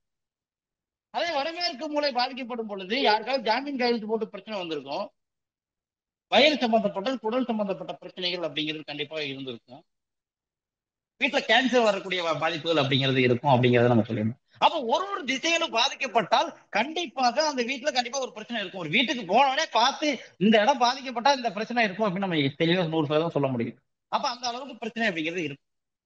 அதே போல ஒரு வீட்டில் பிரம்மஸ்தானம் என்று சொல்லக்கூடிய பிரம்மனுடைய இடம், வீட்டினுடைய மைய புள்ளி, பிரம்மஸ்தானம் பாதிக்கப்பட்டால் அந்த வீட்டில் என்ன பிரச்சனை வரும்? ஒரு வீட்டுல பிரம்மஸ்தானம் அப்படிங்கிறது தான் மிக மிக மிக மிக 100% முக்கியமான இடமே. ஒரு வீட்டுல முத வாஸ்து பார்க்க நம்ம போறோம்னா அந்த வீட்டுல உள்ள நுழைஞ்சவனே முதல்ல பார்க்கக்கூடிய விஷயம் அந்த பிரம்மஸ்தானத்தை பார்க்கணும். பிரம்மஸ்தானம் சரியா இருக்கா, பிரம்மஸ்தானத்துல ஏதாவது ஒரு பிரச்சனை இருக்கா அப்படின்னு முதல்ல நம்ம பார்க்கக்கூடிய விஷயமே இந்த பிரம்மஸ்தானம். அப்ப இந்த பிரம்மஸ்தானம் பாதிக்கப்பட்டால் வீட்டில் என்ன பிரச்சனை வரும் அப்படின்னு கேட்டீங்கன்னா, வேற பிரச்சனை எல்லாம் கிடையாது. நோய் நொடிகள் பிரச்சனை, கடன் பிரச்சனை, வீட்டுல ஒரு சந்தோஷ பிரச்சனை, ஒழுக்க குறைபாடு, அதெல்லாம் கிடையாது. இந்த பிரம்மஸ்தானம் பாதிக்கப்பட்டால் உயிர் சம்பந்தப்பட்ட பாதிப்பு அப்படிங்கிறது கண்டிப்பா. வீடு கட்டிட்டு இருக்கப்பயோ அது கட்டி முடிச்சு மேக்சிமம் ஒரு 6 மாசத்துக்குள்ளேயோ அந்த வீட்டுல கண்டிப்பா உயிர் சேதம் அப்படிங்கிறது இருக்கும். இந்த பிரம்மஸ்தானம் பாதிக்கப்பட்ட ஒரு வீட்டுல வீடு கட்டி முடிக்கிறதுக்குள்ள உயிர் சேதம் ஏற்படுது, கட்டி முடிச்சு ஒரு 6 மாசத்துக்குள்ள உயிர் சேதம் ஏற்படுதுனாவே அந்த வீட்டுல நீங்க கண்ணை மூடிட்டு பிரம்மஸ்தானம் பாதிப்பான்னு போய் பார்க்கலாம். கண்டிப்பாக இருக்கும், மாற்று கருத்தே கிடையாது. யாருக்கு இருக்கு அப்படின்ற ஒரு இருக்கு. அந்த உயிர் பாதிப்பு அப்படிங்கிறது யாருக்கு ஏற்படும்? இந்த இடம் அப்படிங்கிறது பிரம்மனுடைய இடம். அதோட அந்த இடத்துடைய நவகிரக அதிபதி சூரியன். சூரியனாவே வீட்டில் உள்ள தந்தை அப்படின்னு அர்த்தம், முதன்மையான நபர். அந்த வீட்டை நிர்வகிக்கக்கூடிய, அந்த வீட்டை முதன்மையான ஆளாக இருந்து நிர்வாகம் செய்யக்கூடிய ஒரு முதன்மையான ஆள் அப்படின்னு அர்த்தம் சூரியனாவே. அப்ப அந்த வீட்டை கட்டக்கூடிய முதன்மையான நபருக்கு, நிர்வாகம் செய்யக்கூடிய முதன்மையான நபருக்கு கண்டிப்பாக உயிர் சம்பந்தப்பட்ட பாதிப்பு அப்படிங்கிறது இருக்கும். அந்த விஷயத்தை நம்ம சரி செய்ய, அந்த பாதிப்பு ஏற்பட்ட உடனே நம்ம சரி செய்யாம இருந்தோம்னா அந்த பாதிப்பு அடுத்த அந்த குடும்பத்தை நிர்வாகம் செய்யக்கூடிய நபருக்கு ஏற்படும். அடுத்தடுத்த உயிர் பாதிப்புகள் அப்படிங்கிறது ஏற்படும். அப்ப அந்த பிரம்மஸ்தானம் அப்படிங்கிறது 100% பெர்ஃபெக்டா இருக்கும். இருக்கிறதுல ரொம்ப, ஏன்னா வேற ஒரு கடன் பிரச்சனை, நோய் நொடிகள் பிரச்சனை, வம்பு வழக்கு பிரச்சனை எதா இருந்தாலும் நம்ம அடுத்தடுத்து நம்ம சரி செஞ்சுக்கலாம். ஆனா உயிர் பாதிப்பு அப்படிங்கிறது கண்டிப்பா அந்த இடத்துடைய அதிபதி சூரியன். சூரியன் என்றாலே ஆத்ம கிரகம். அந்த ஆத்ம கிரகம் என்றால் ஒரு உயிரை உருவாக்கக்கூடிய விஷயம். ஒரு பிரம்மன் என்பவர் உயிரை உருவாக்கக்கூடியவர். அந்த இடத்தில் நம்ம தவறு செய்யும் பட்சத்தில் கண்டிப்பாக உயிர் சம்பந்தப்பட்ட பாதிப்பு அப்படிங்கிறது மிகப்பெரிய லெவல்ல இருக்கும். அப்படிங்கிற எந்த மாற்றப்பட்டு கிடையாது. சார் கொஞ்சம் மீட் பண்ணுங்க தயவு செய்து. அப்ப பிரம்மஸ்தானம் பாதிக்கப்பட்டிருக்கு அப்படிங்கிறது எப்படி நம்ம கண்டுபிடிக்கிறது அப்படின்னா, பிரம்மஸ்தானங்கிறது இதுதான், ஒரு வீட்டுடைய மைய புள்ளி அப்படிங்கிறது பிரம்மஸ்தானம் சொல்றோம். சார் இந்த பிரம்மஸ்தானம் பாதிக்கப்பட்டிருக்கு அப்படின்னா என்ன அர்த்தம்னா, இந்த பிரம்மஸ்தானம் என்று சொல்லக்கூடிய மைய புள்ளியில இப்படி ஒரு செவுறு வர்றது அல்லது இப்படி ஒரு செவுறு வர்றது, இந்த இடத்துல கரெக்டா செவுறு வந்துட்டாலுமே இந்த இடத்துல பாதிக்கப்பட்டுச்சுன்னு அர்த்தம். அதே மாதிரி இந்த பிரம்மஸ்தானம் அப்படிங்கிற இடத்துல டாய்லெட் பாத்ரூம் வந்துட்டாலுமே அந்த இடத்துல பிரம்மஸ்தானம் பாதிக்கப்பட்டுச்சுன்னு அர்த்தம். இந்த பிரம்மஸ்தானம் என்று சொல்லக்கூடிய இடத்துல டாய்லெட் பாத்ரூமோ அல்லது ஒரு செவுரோ வந்துருச்சு அப்படின்னா கண்டிப்பா அந்த இடத்துல பிரம்மஸ்தானம் பாதிக்கப்பட்டுச்சுன்னு அர்த்தம். எக்காரணத்தை கொண்டு அந்த இடம் அப்படிங்கிறது காலியாகத்தான் இருக்கும். ஒரு ரூமா இருக்கலாம், அறைகளா இருக்கலாம், எது வேணா இருக்கலாம். ஆனா அந்த இடம் செவுறு இல்லாமல் காலியாகத்தான் இருக்க வேண்டும். இல்லைன்னா கண்டிப்பா அந்த இடத்துல மிகப்பெரிய ஒரு பாதிப்பு அப்படிங்கிறது இருக்கு. அதனாலதான் இந்த பிரம்மஸ்தானம் அப்படிங்கிற இடத்த திருப்பி திருப்பி இவ்வளவு நேரம் நான் பேசிட்டே இருக்கேன். ஏன்னா ரொம்ப ரொம்ப ரொம்ப ரொம்ப முக்கியமான ஒரு விஷயம். ஒரு மனிதன் இருக்கான, ஒரு மனிதனுடைய பிரம்மஸ்தானம், ஒரு உயிரை உருவாக்கக்கூடிய இடம் அவனுடைய தொப்புள் பகுதி. அப்ப அவனுடைய தொப்புள் பகுதி தான் ஒரு மனிதனுக்கு பிரம்மஸ்தானம். அவனுடைய அந்த தொப்புள் பகுதியிலிருந்து பாதத்தை அளந்தாலும் சரி, அந்த தொப்புள் பகுதியிலிருந்து உச்சந்தலை அளந்தாலும் சரி, ஒரே அளவுதான் இருக்கும். மையத்துல தான் இருக்கும்.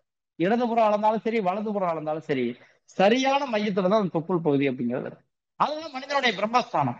அந்த இடத்தில் இப்ப நீங்க மித்த இடத்துல ஒரு கத்தியில குத்துங்க, இதே காயம் தான் ஏற்படும். ஆனா இந்த பிரம்மஸ்தானம் அப்படிங்கிற இடத்துல ஒரு சின்ன ஒரு குண்டூசியில நீங்க குத்தினா கூட உயிர் பாதிப்பு அப்படிங்கிறது ஏற்படும். அப்ப மிக மிக சென்சிட்டிவான பகுதி அந்த பகுதி. அப்ப எக்காலத்துக்கு ஒரு வீடு அப்படிங்கிறது, அந்த வீட்டில் பிரம்மஸ்தானம் பாதிக்கப்படும் பொழுது மிகப்பெரிய ஒரு பாதிப்பு அப்படிங்கிறது ஏற்படுத்தும் அப்படிங்கிறது எந்த விதமான மாற்றத்திற்கும் கிடையாது. அதனால ஒவ்வொரு ஒரு வாஸ்து நிபுணரா ஒரு பேசிக்கா தெரிஞ்சுக்க வேண்டிய விஷயங்கள் அப்படிங்கிறது, வீட்டுல ஒரு பிரம்மஸ்தானம் அப்படிங்கிறது சரியாக இருக்கணும். ஒரு ஒரு திசைகளும் சரியாக இருக்க வேண்டும். வாஸ்து ரீதியாக எந்த திசை பாதிக்கப்பட்டாலும் அந்த திசை ரீதியாக நம்ம கண்டிப்பாக ஒரு பிரச்சனையை அனுபவிக்க போறோம் அப்படிங்கிறது மாற்றுக்கிறதே கிடையாது. அப்ப நம்ம ஒரு வாஸ்து அப்படிங்கிறது, நீங்க எல்லாரும் என்ன நினைப்பாங்கன்னா, சார் அவர் தப்பா தான் கட்டிருக்காரு, அவர் சூப்பரா இருக்காரு. ஒரு வீடு அப்படிங்கிறது வெறும் பணம் காப்பு மட்டும் வீடு கிடையாது. ஒரு வீடுனாவே 16 செல்வங்கள் நிறைந்த இடம். அப்ப எந்த பிரச்சனை, ஏதோ ஒரு பிரச்சனைகள் இருந்தாலும் அந்த திசைகள் ரீதியா, அந்த இடத்து ரீதியா வாஸ்து பிரச்சனை அப்படிங்கிறது கண்டிப்பாக இருக்கும். அதை நம்ம கண்கூட பார்த்து நம்மளால சரி செய்ய முடியும். சரி செய்யற பிரச்சனை தான் இந்த வாஸ்து அப்படிங்கிறது. சரி செய்யாததெல்லாம் நம்ம சரி செய்ய முடியாது. இப்ப ஜோதிட ரீதியா குரு பகவான் கெட்டு போயிட்டாரு, நம்ம போய் குருவை போய் சரி செய்ய முடியுமா? ஆனா இங்க குரு பகவானுடைய இடமான வடக்கு திசை கெட்டு போயிருந்தா நம்மளால சரி செய்ய முடியும்.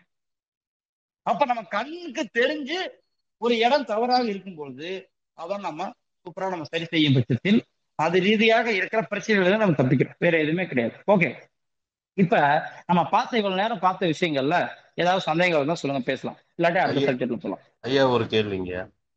ஐயா சொல்லுங்க சார். கேட்கலாங்களா? இப்ப பேசுங்க நீங்க சார், பேசுங்க, கண்டிப்பா. பிரம்மஸ்தானம் சொன்னீங்கல்ல சார், ஆமா சார். அதுலயே ரெண்டு விஷயம் மட்டும் கேட்டுக்கிறேன். என்னன்னா, ஒண்ணு, ஒரு ஓகே. ஜாதகத்துல சூரியன் உச்சமாக இருக்கிறது, வலுவாக இருக்கிறது. அதாவது இன்னொரு விஷயம், ஒரே விஷயம் உங்களுக்கு எக்ஸ்பிளைன் பண்ணிடுறேன். மீதி சொல்லுங்க. இடத்துல எல்லாம் நான் சொன்ன மாதிரி ஒரு கிரகம் நல்லா இருந்து அந்த திசை பாதிக்கப்படும் பொழுது மிகப்பெரிய பாதிப்பு அப்படிங்கிறது வராதுன்னு நான் சொன்னேன். ஆனா ஆமா. இந்த இடத்துல என்னன்னா, சூரியன் நீங்க சொல்ற மாதிரி உச்சமாவே இருந்தாலும் பிரம்மஸ்தானம் பாதிக்கப்பட்டால் கண்டிப்பா பாதிப்பு ஏற்படும். ஓகேங்களா ஓகே. சார்? அடுத்தது இன்னொன்னு சார். இப்போ வந்து பாத்தீங்கன்னா, நம்ம அந்த இடத்துல செவுரு கட்டிட்டோம், ஓகே. வீடுன்னு வச்சுக்கோங்க, குறுக்கு செவுரு கட்டியிருக்கோம். இப்ப ஓகே. பாதிப்புன்னு தெரியுது, நமக்கு தெரியுது தெளிவா. ஓகே. இப்ப அந்த இடத்துல கரெக்டா ஓட்டை போட்டு பாதை மாதிரி விட்டுட்டோம்னா? சூப்பரா. இப்ப ஒண்ணும் இல்ல, இப்ப நம்ம ஒரு புதுக்கோட்டை பக்கத்துல ஒரு வீட்டுக்கு வாஸ்து பார்க்க போயிருந்தோம் சார்.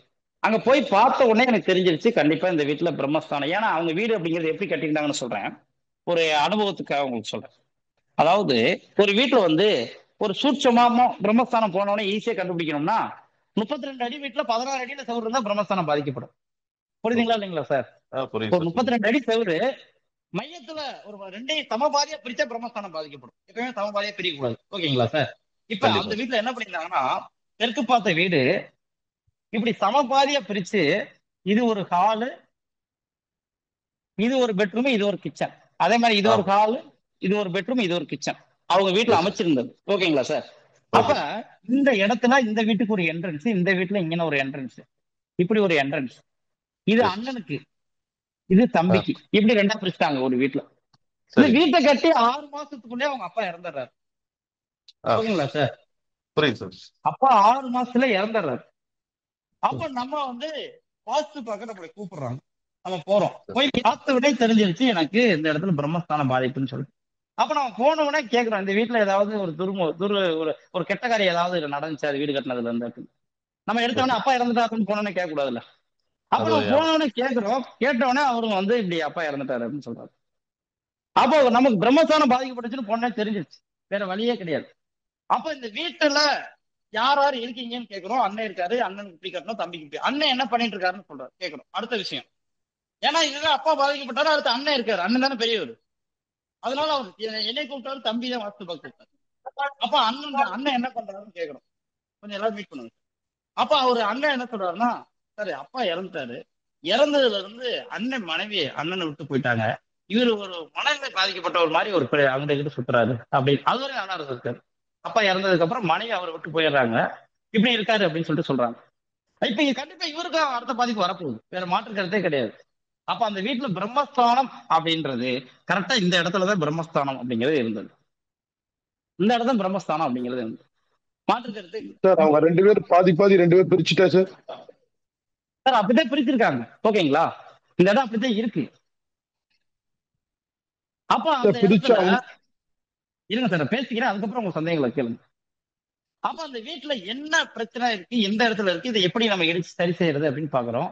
அப்ப இந்த இடத்துலதான் பிரம்மஸ்தானம் அப்படிங்கிறது இருக்கு அப்படிங்கிறது நமக்கு தெரிஞ்சிடுச்சு.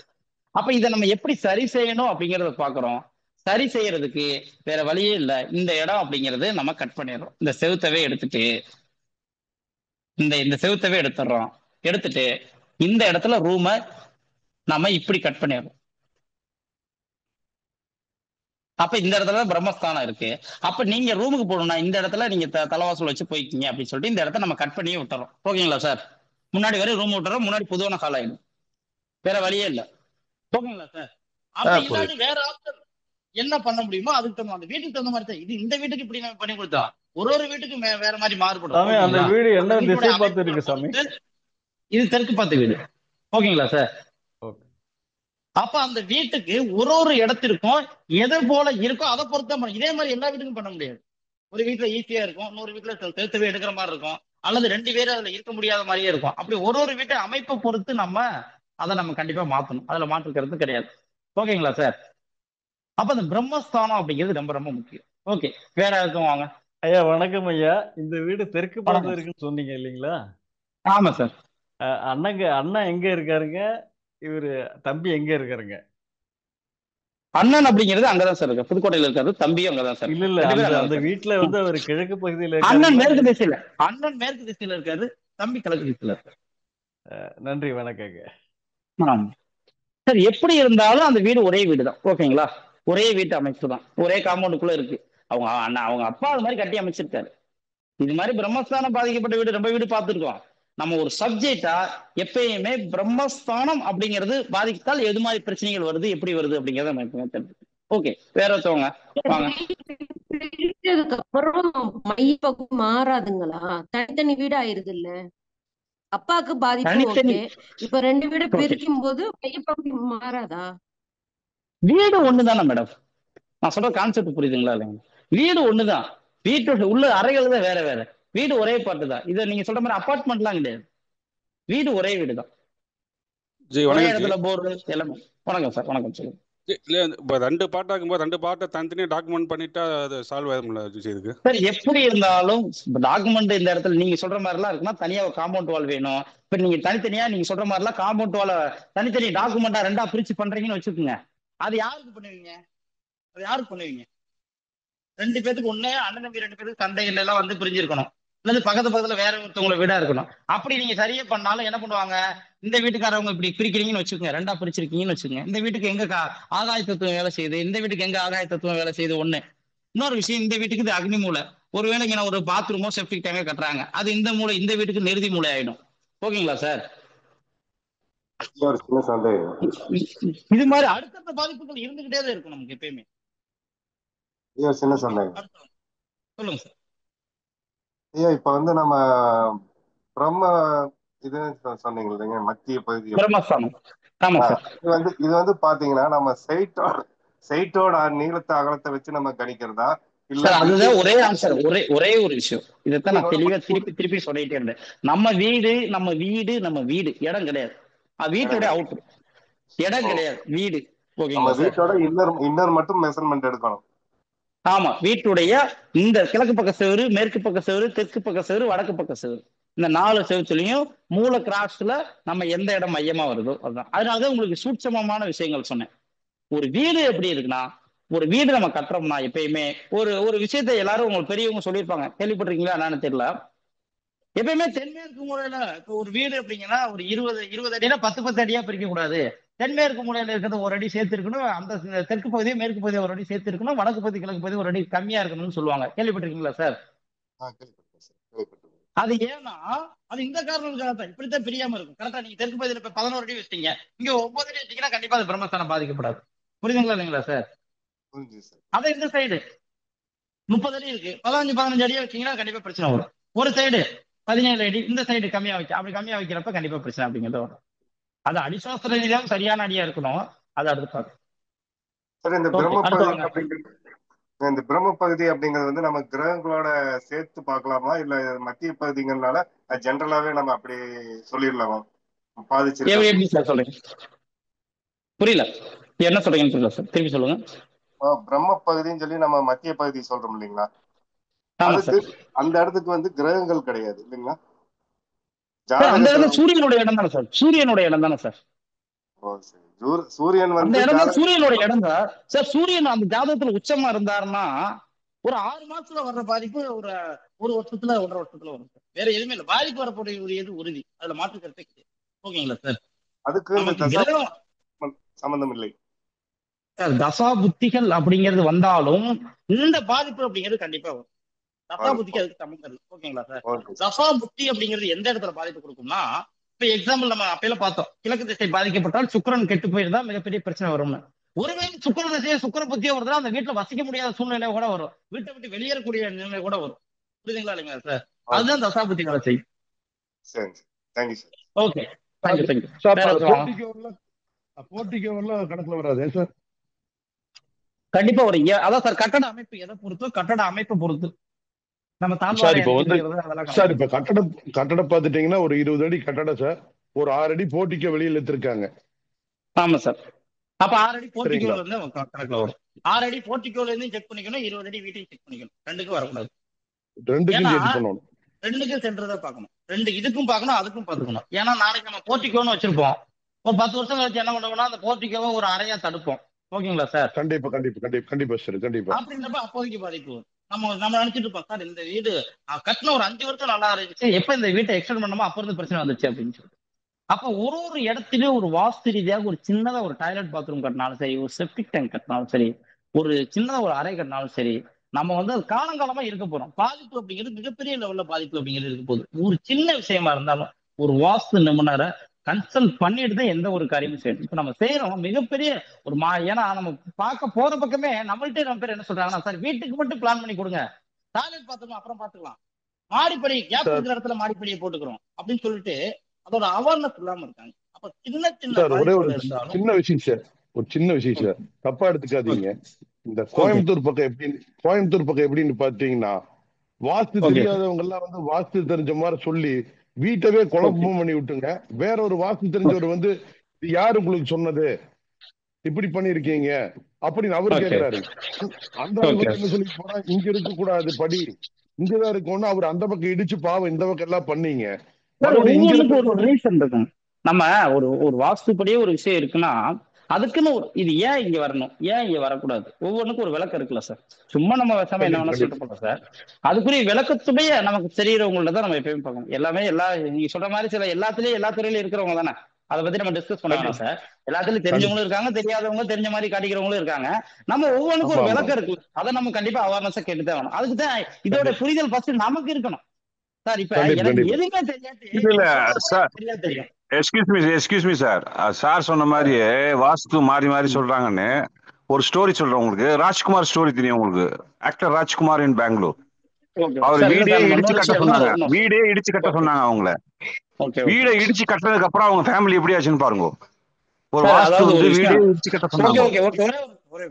தேவையில்லாத கருத்துக்கள் போனோம்னா அப்படியே நம்ம போயிடுவோம் சார். வகுப்புல நம்ம அடுத்த கருத்துக்கு போவோம். ஓகேங்களா சார்? ஒரு வாஸ்து ரீதியாக நம்ம ஒரு புரிதல் அப்படிங்கிறது நமக்கு இருந்தா தான். ஏன்னா ஒருத்தவங்க ஒரு கருத்து நம்ம சொல்றாங்க அப்படின்னா அந்த கருத்து சரியா தவறா நமக்கு தெரியற அளவுக்கு கொஞ்சம் நாலேஜ் இருந்தா தான் அவங்க சொல்ற விஷயங்கள் நமக்கு புரியும். நம்மளும் அதை நம்ம கரெக்ட் தப்பு அப்படிங்கிறது நம்ம அனலைஸ் பண்ண முடியும். அப்ப அதோட அவேர்னஸ் அப்படிங்கிறது கண்டிப்பா நமக்கு. ஒரு டவுட் கேட்கலாமுங்களா சாமி? ஒரு வடக்கு பார்த்த ஊடுங்க, எங்க ஊடு வடக்கு பார்த்த ஊடுங்க, நார்த் வெஸ்ட்ல. சார் ஒரே ஒரு நிமிஷம் சார், எல்லாத்தையும் நான் ஒரு விஷயம் சொல்லிக்கிறேன், அதுக்கப்புறம் பேசுங்க. சொல்லுங்க சார். நம்ம நடந்த சப்ஜெக்ட் அப்படிங்கிறது 1 மணி நேரம் இப்ப பார்த்திருக்கோம். ஓகேங்களா சார்? ரொம்ப பார்க்கல. வாஸ்து அப்படிங்கிறது மிகப்பெரிய ஒரு விஷயம். அதுல 1 மணி நேரம் ஒரு சில தகவல்களை சிம்பிளான விஷயத்த பார்த்துருக்கோம். இந்த விஷயத்துல மட்டும் கேளுங்க. ஏன்னா நம்ம வெளியில பார்க்காத விஷயத்துல போனோம்னா எங்கெங்கேயோ போயிடும் சப்ஜெக்ட். நம்ம சார் இந்த நடந்த விஷயத்துல சந்தேகம் மட்டும் கேளுங்க. இந்த விஷயத்துல இதே மாதிரி எந்தெந்த திசையில குத்து வந்தா ஒரு நல்லது, நிமிஷம் எந்த திசையில் சார். குத்து இந்த இல்லாட்டி கிளாஸ் நல்லது அது? சார் இந்த கிளாஸ்ல அவர் என்ன நடத்தல. நான் ஒரே விஷயம் கேட்டுக்கிறேன். நம்ம இப்ப வாடகை வீட்டுல வசிக்கிறோம். Okay sir. சரிங்களா?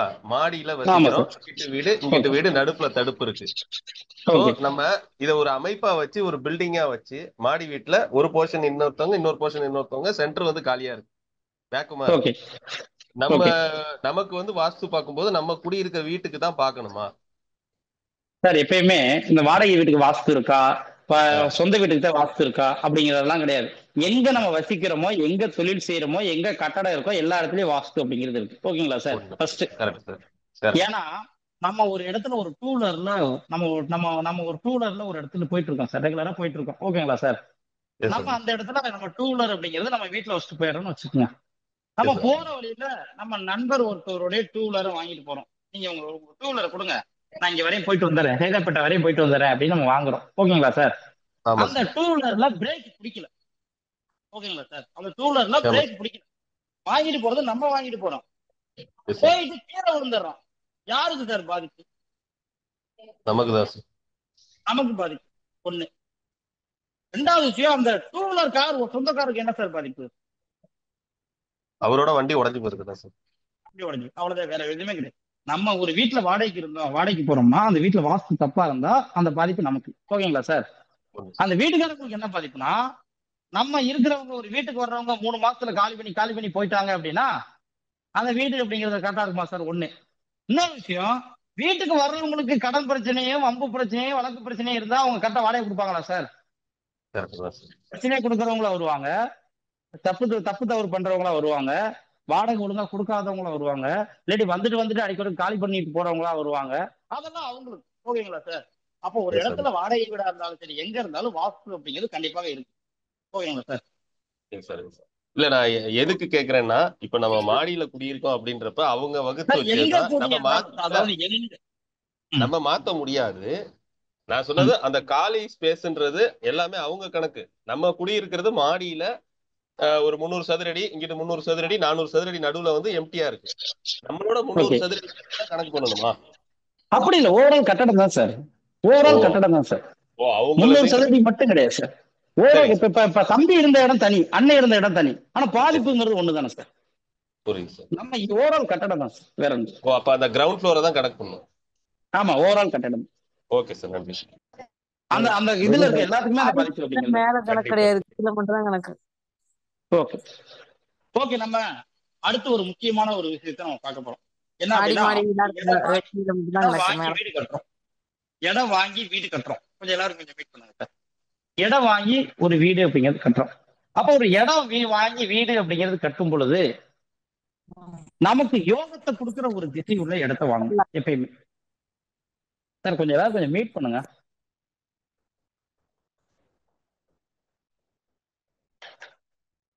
ஒரு வீட்டு கட்டுறோம் அப்படின்னா அந்த வீடு கட்டுற இடம், அந்த வீடு கட்டுற திசை அப்படிங்கிறது எப்பயுமே நமக்கு யோகத்தை கொடுக்கிற திசையா இருக்கும்.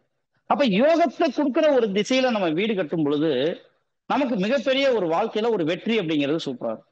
அதை நமக்கு பாதிப்பு கொடுக்கிற திசையில நம்ம வீடு கட்டிட்டோம்னா அந்த இடத்துல தலைவாசல் அப்படிங்கிறத வச்சுட்டாலும் சரி, அல்லாத அந்த திசையுடைய மனையை நம்ம வாங்கினாலும் சரி, நமக்கு ஒரு மிகப்பெரிய ஒரு பிரச்சனை அப்படிங்கிறது.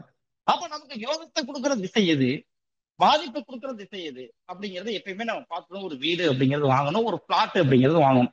அப்ப எப்படி ஒரு யோகத்தை கொடுக்கிற திசையும் பாதிப்பு கொடுக்கிற திசை அப்படிங்கிறது ஒரு ஜாதகருக்கு கண்டுபிடிக்கணும் அப்படிங்கிற ஒரு விஷயம் இருக்கு. ரெண்டாவது விஷயம் சார், இது யாருக்கு சார் பார்க்கணும்? வீட்டுல ஒரு 5 பேர் இருக்கும் சார். 5 பேர்ல யாருக்கு சார் பாக்குறது? அம்மாவுக்கு பாக்குறதா, பையனுக்கு பாக்குறதா, இல்லது கணவனுக்கு பாக்குறதா, மனைவிக்கு பாக்குறதா, எல்லாத்துக்கும் பாக்குறதா? இப்ப எல்லாத்துக்கும் எப்படி சார் பார்க்கணும்? அப்ப யாருக்கு இதை பார்க்கணும் அப்படிங்கிற ஒரு விஷயமும் இருக்கு. அப்ப இதை யாருக்கு ஃபர்ஸ்ட் பார்க்கணும் அப்படிங்கிற ஒரு விஷயம் என்னன்னா, ஒரு வீடு கட்டிடம் அப்படின்னு எடுத்துக்கிட்டீங்கன்னாவே சுக்கிரன் அப்படின்னு. வீடு கட்டிடம் அப்படிங்கிறது சுக்கிரன். ஒரு காலி இடம் அப்படிங்கிறது செவ்வாய்னு அர்த்தம். ஜாதகம் படிச்சவங்களுக்கு எல்லாத்துக்கும் தெரியும். ஒரு காலி இடம் அப்படின்னா செவ்வாய்னு அர்த்தம். வீடு கட்டிடம் அப்படிங்கிறது சுக்கிரன் அர்த்தம். அப்போ ஒரு காலி இடம் வாங்குறோம் ஒண்ணு. அதே மாதிரி இந்த வீட்டுல உள்ளவங்க கணவன் அப்படின்னா செவ்வாய்னு இருக்கும், மனைவி அப்படின்னா சுக்கிரன் அர்த்தம். அப்ப வீடு கட்டுறதுக்கு ஒருத்தவங்க இடம் வாங்குறோம் அப்படின்னாவே அது அவங்க மனைவி பேரில் தான் வாங்கணும். மனைவியுடைய யோகத்துக்கு தான் அந்த வீடே அமைக்கணும். ஏன்னா வீடு அப்படின்னாலும் சுக்கிரன், மனைவி என்றாலும் சுக்கிரன். அப்ப ஒரு இடத்துல வீடு கட்டுறோம்னா மனைவியுடைய யோகத்துக்கு தான் வீடு அப்படிங்கிறது கட்டணும். மனைவியுடைய பேர்ல தான் அந்த வீடுங்கிறது வாங்கணும். மனைவியுடைய யோகத்துக்கு தான் திசையை பார்க்கணும். மிச்சப்படி குடும்பத்துல எல்லா பேத்துக்கும் திசையை பார்க்க தேவையில்ல, மனைவிக்கு மட்டும் பார்த்தா போதும். சார் ஒருவேளை மனைவி பேர்ல பத்திரம் பதிவு செஞ்சுட்டோம், மனைவிக்கு மட்டும் பாக்குறோம், அல்லது வேற ஒருத்தர் பேர்ல கணவன் பேர்ல பத்திரம் பதிவு செய்யறோம்னு வச்சுக்கோங்க, அப்ப என்ன சார் பண்றது? அப்ப என்ன செய்யணும்னா கண்டிப்பா யாரு பேர்ல பதிவு செஞ்சாலும் மனைவியோட யோகத்தை பார்க்கணும். ஏன்னா அவங்க யோகத்துக்கு வீடு கட்ட போறோம். அப்ப மனைவிக்கு யோகத்தை கொடுக்கக்கூடிய ஒரு திசையை அமைக்கணும். ஒண்ணு. ரெண்டாவது விஷயம், அந்த கணவருக்கும் அந்த திசை, ஏன்னா கணவர் பேர்ல பத்திரம் இருக்கறனால கணவருக்கும் அந்த திசை யோகமா இருக்கும். கணவர் பேர்ல பத்திரம் இருக்கிறதுனால பாக்குறோம், இல்லாட்டி பார்க்க கூடாது. மனைவி பேர்ல மட்டும் பத்திரம் இருந்தா மனைவிக்கு மட்டும் பார்த்தா போதும். கணவர் பேர்லயும் இருந்தால் மனைவிக்கும் பார்க்கணும், கணவருக்கும் பார்க்கணும். ஓகே, இப்ப எப்படி நம்ம ஒரு இடத்துல நம்ம இவங்களுக்கு இந்த திசை யோகத்தை கொடுக்கும், இந்த திசை பிரச்சனை கொடுக்கும், யோகத்தை கொடுக்குற திசை எப்படி வாங்குறது அப்படின்னு ஒரு சின்ன ஒரு ஜோதிட ரீதியா ஒரு விஷயத்தை நம்ம பார்க்க போறோம். இது கண்டிப்பா வாஸ்துல ஒருத்தவங்களுக்கு எந்த திசை யோகத்தை கொடுக்கும், எந்த திசை பாதிப்பு கொடுக்கும் அப்படிங்கிற ஒரு அற்புதமான விஷயம். ஜோதிடம் இதுல தெரியாட்டியும் கூட ஒரு தெளிவான முறையில நீங்க கவனமா இருக்கிறப்ப ஒரு சின்ன விஷயம் தான் கண்டிப்பா உங்களுக்கு எல்லாத்துக்கும் புரியும் அப்படிங்கிற மாற்றத்தை இல்ல பார்க்கலாம்.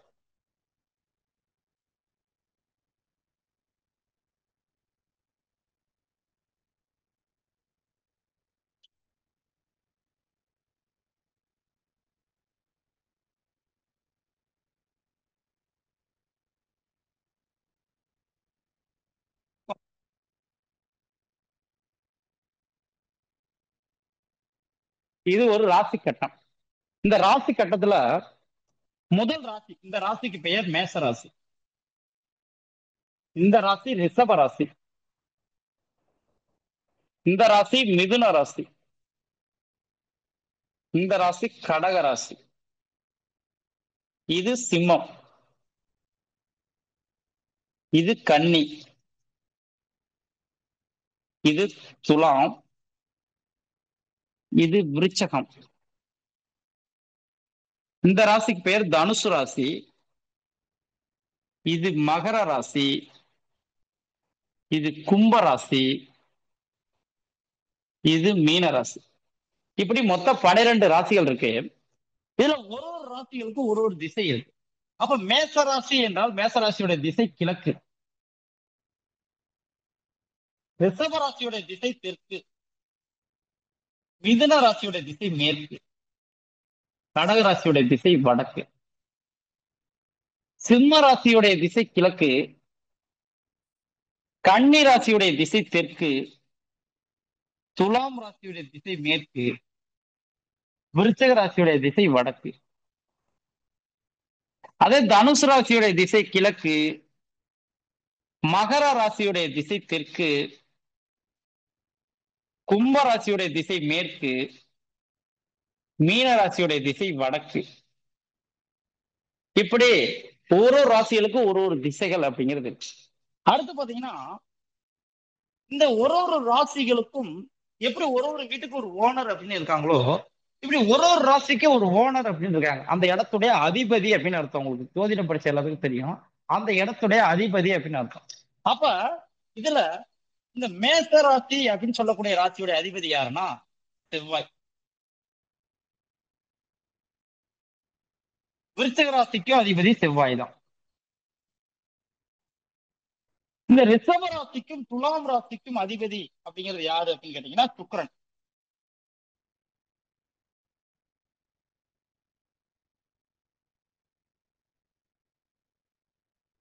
மிதுன ராசிக்கும் கன்னி ராசிக்கும் அதிபதி புதன்.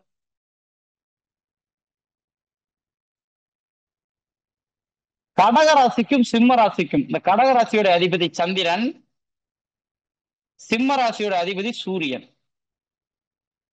அதே போல மீன ராசிக்கும் தனுசு ராசிக்கும் அதிபதி குரு பகவான்.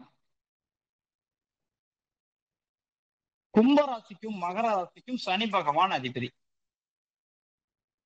அப்படி ஒரு ஒரு ராசிக்கும் ஒரு ஒரு கிரகம் அதிபதி ஓனராக இருந்து செயல்படுகிறது. அடுத்து பாத்தீங்கன்னா இந்த ராசிகளை, இந்த 12 ராசிகளை நம்ம 3 வகையா பிரிக்கிறோம். எப்படி அப்படின்னு பாத்தீங்கன்னா சரம், ஸ்திரம், உபயம் அப்படின்னு சொல்லிட்டு 3 வகையா பிரிக்கிறோம். இதுல இந்த மேசராசி அப்படின்னு சொல்லக்கூடிய ராசி சரராசி, ரிஷப ராசி அப்படிங்கிற ராசி ஸ்திர ராசி, அதே மிதுன ராசி வந்து உபய ராசி, கடக ராசி அப்படிங்கிறது சரராசி, சிம்ம ராசி அப்படிங்கிற ராசி ஸ்திர ராசி, கன்னி ராசி உபய ராசி, அதே துலாம் ராசி அப்படிங்கிற ராசி சரராசி, விருச்சிக ராசி அப்படிங்கிறது ஸ்திர ராசி, அதே தனுசு ராசி அப்படிங்கிறது உபய ராசி, மகர ராசி அப்படிங்கிற ராசி சரராசி, கும்ப ராசி அப்படிங்கிற ராசி ஸ்திர ராசி, மீன ராசி அப்படிங்கிறது உபய ராசி. இப்படி சரம் ஸ்திரம் உபயம் என்றும் பிரிக்கிறோம். இதை பாருங்க, வேற ஒண்ணுமே பிரிக்கல. நம்ம 12 ராசிகள் அப்படிங்கிறது இருக்கு. 12 ராசிகள் அப்படிங்கிறது அடிப்படையில் எல்லாத்துக்கும் தெரியும். அதை ஒரு ஒரு ராசிக்கு ஒரு ஒரு திசை அப்படிங்கிறது இருக்கு அப்படிங்கிறத பார்த்தோம். அதே மாதிரி ஒரு ஒரு ராசிக்கு ஒருத்தர் ஓனரா இருப்பார், அந்த இடத்துடைய அதிபதியா இருப்பார் அப்படிங்கிறத பார்த்துருக்கோம். அடுத்து சரம் ஸ்திரம் உபயம் அப்படின்னு சொல்லிட்டு 3 வகையா நம்ம பிரிச்சோம். இதுல சரராசி என்று சொல்லக்கூடிய மேசராசி, கடகராசி, துலாம் ராசி, மகர ராசி, இந்த 4 ராசிகளும் சரராசின்னு சொல்றோம். இந்த சரராசி அப்படிங்கிற ராசிக்கு 11ஆம் இடம் பாதகம் செய்யக்கூடிய இடமாக இருக்கு. 11ஆம் இடம் பாதக ஸ்தானம்னு அர்த்தம். அதே ஸ்திரராசி என்று சொல்லக்கூடிய ரிஷபராசி, சிம்ம ராசி மற்றும் விருச்சக ராசி, கும்பராசி அப்படிங்கிற இந்த ஸ்திர ராசிகளுக்கு 9ஆம் இடம் பாதகம் செய்யக்கூடிய இடமாக இருக்கும். அதே மிதுன ராசி என்று சொல்லக்கூடிய உபயராசிகள் என்று சொல்லக்கூடிய மிதுனம், கன்னி, தனுசு, மீனம் என்று சொல்லக்கூடிய இந்த 4 ராசிகளுக்கும் 7ஆம் இடம் பாதகம் செய்யக்கூடிய இடமாக இருக்கும். அப்ப நம்ம எப்பயுமே என்ன புரிஞ்சுக்கணும் அப்படின்னு கேட்டீங்கன்னா, ஒருத்தவங்களுக்கு எந்த திசை ஆகாது அப்படின்னு முடிவு செய்யறோம் அப்படின்னா, லக்னத்தில் இருந்து, லக்னம் தான் இது, ராசி அப்படிங்கிறது கிடையாது, லக்னம் தான். நம்ம லக்னத்தை வச்சுதான் ஒவ்வொருத்தவங்களுடைய ஜாதகம் அப்படிங்கிறது முடிவு செய்யறோம், அவங்களுடைய பலன்களை நிர்ணயம் செய்யறோம். லக்னம் தான் முதல் வீடு அப்படின்னு எடுத்துக்கிறோம். அப்ப அவங்க லக்னம் என்ன லக்னமோ, சர லக்னமா ஸ்திர லக்னமா உபய லக்னமான்னு பாக்குறோம். அந்த லக்னத்தில் இருந்து அந்த லக்னம் என்ன லக்னம்னு வச்சு அவங்களுடைய பாதக ஸ்தானம் எதுன்னு பாக்குறோம். சர லக்னமா இருந்தா 11ஆம் இடம் பாதகம், ஸ்திர லக்னமா இருந்தா 9ஆம் இடம் பாதகம், உபய லக்னமா இருந்தா 7ஆம் இடம் பாதகம். அப்ப அவங்களுடைய பாதக ஸ்தானத்துடைய திசை எது அப்படின்னு பாக்குறோம்.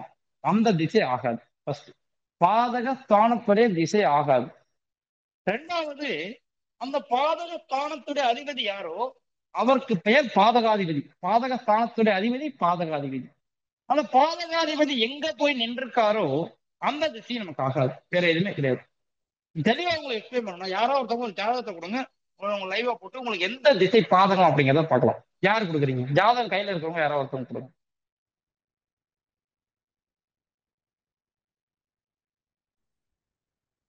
சார் யார் சார் தரீங்க? நான் தானே சார். உங்க name sir? Santhosh sir. Sir சொல்லுங்க சார். துலா லக்னம் சார், கடகராசி. துலாம் லக்னம். கிரகங்களை சொல்லுங்க சார். துலாம் லக்னம் கடகராசி சார். கடகத்துல சந்திரன். ஓகே, ஃபுல்லா கொடுப்பா சார். எல்லா இடமும் எங்கெங்க கொடுப்பா சார். கிரகங்களை சொல்லுங்க. கிரகங்களை சொல்லுங்க சார்.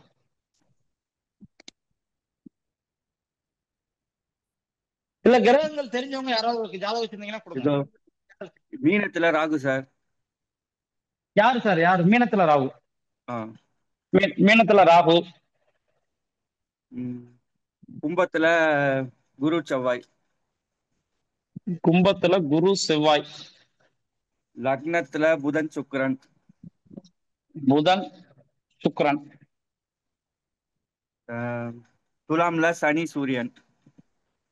துலாம் தான் சார் லக்னம் சொன்னீங்க. துலாம் இல்ல, இது விருச்சிகத்துல சனி சூரியன். சனி சூரியன்.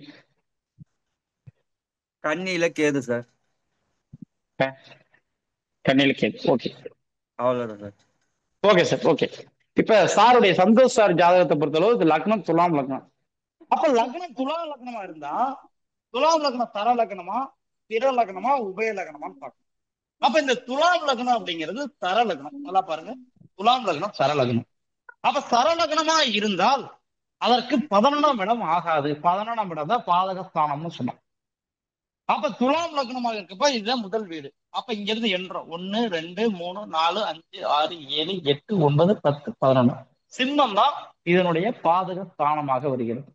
அப்ப சிம்மத்துடைய திசை கிழக்கு. அப்ப கிழக்கு திசை ஆகாது. ஒண்ணு. ரெண்டாவது விஷயம், இந்த சிம்மத்துடைய அதிபதி யாரு?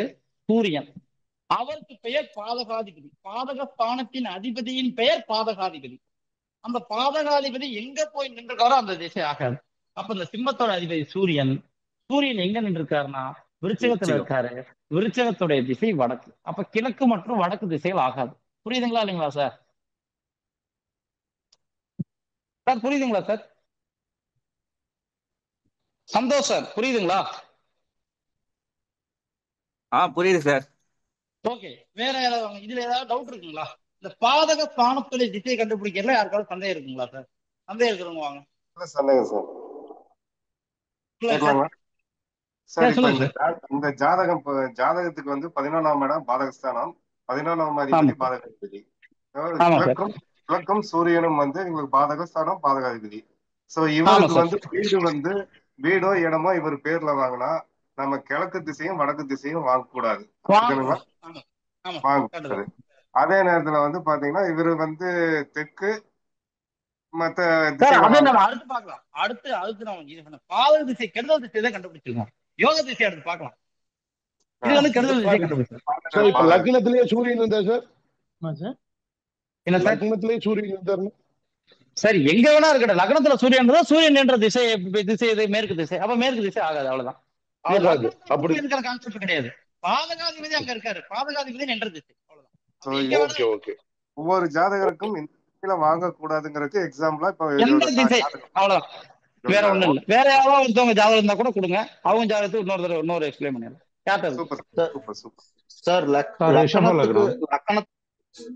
சார் கும்ப லக்னம் சார்.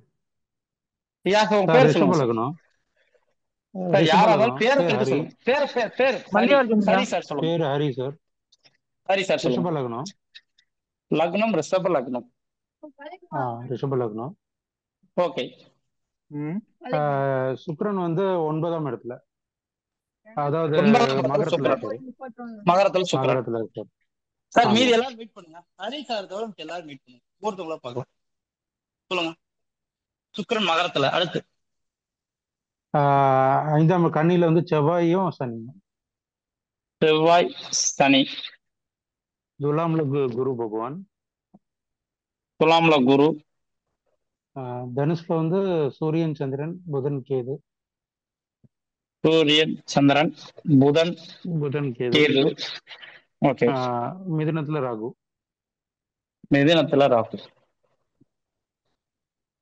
ஓகே.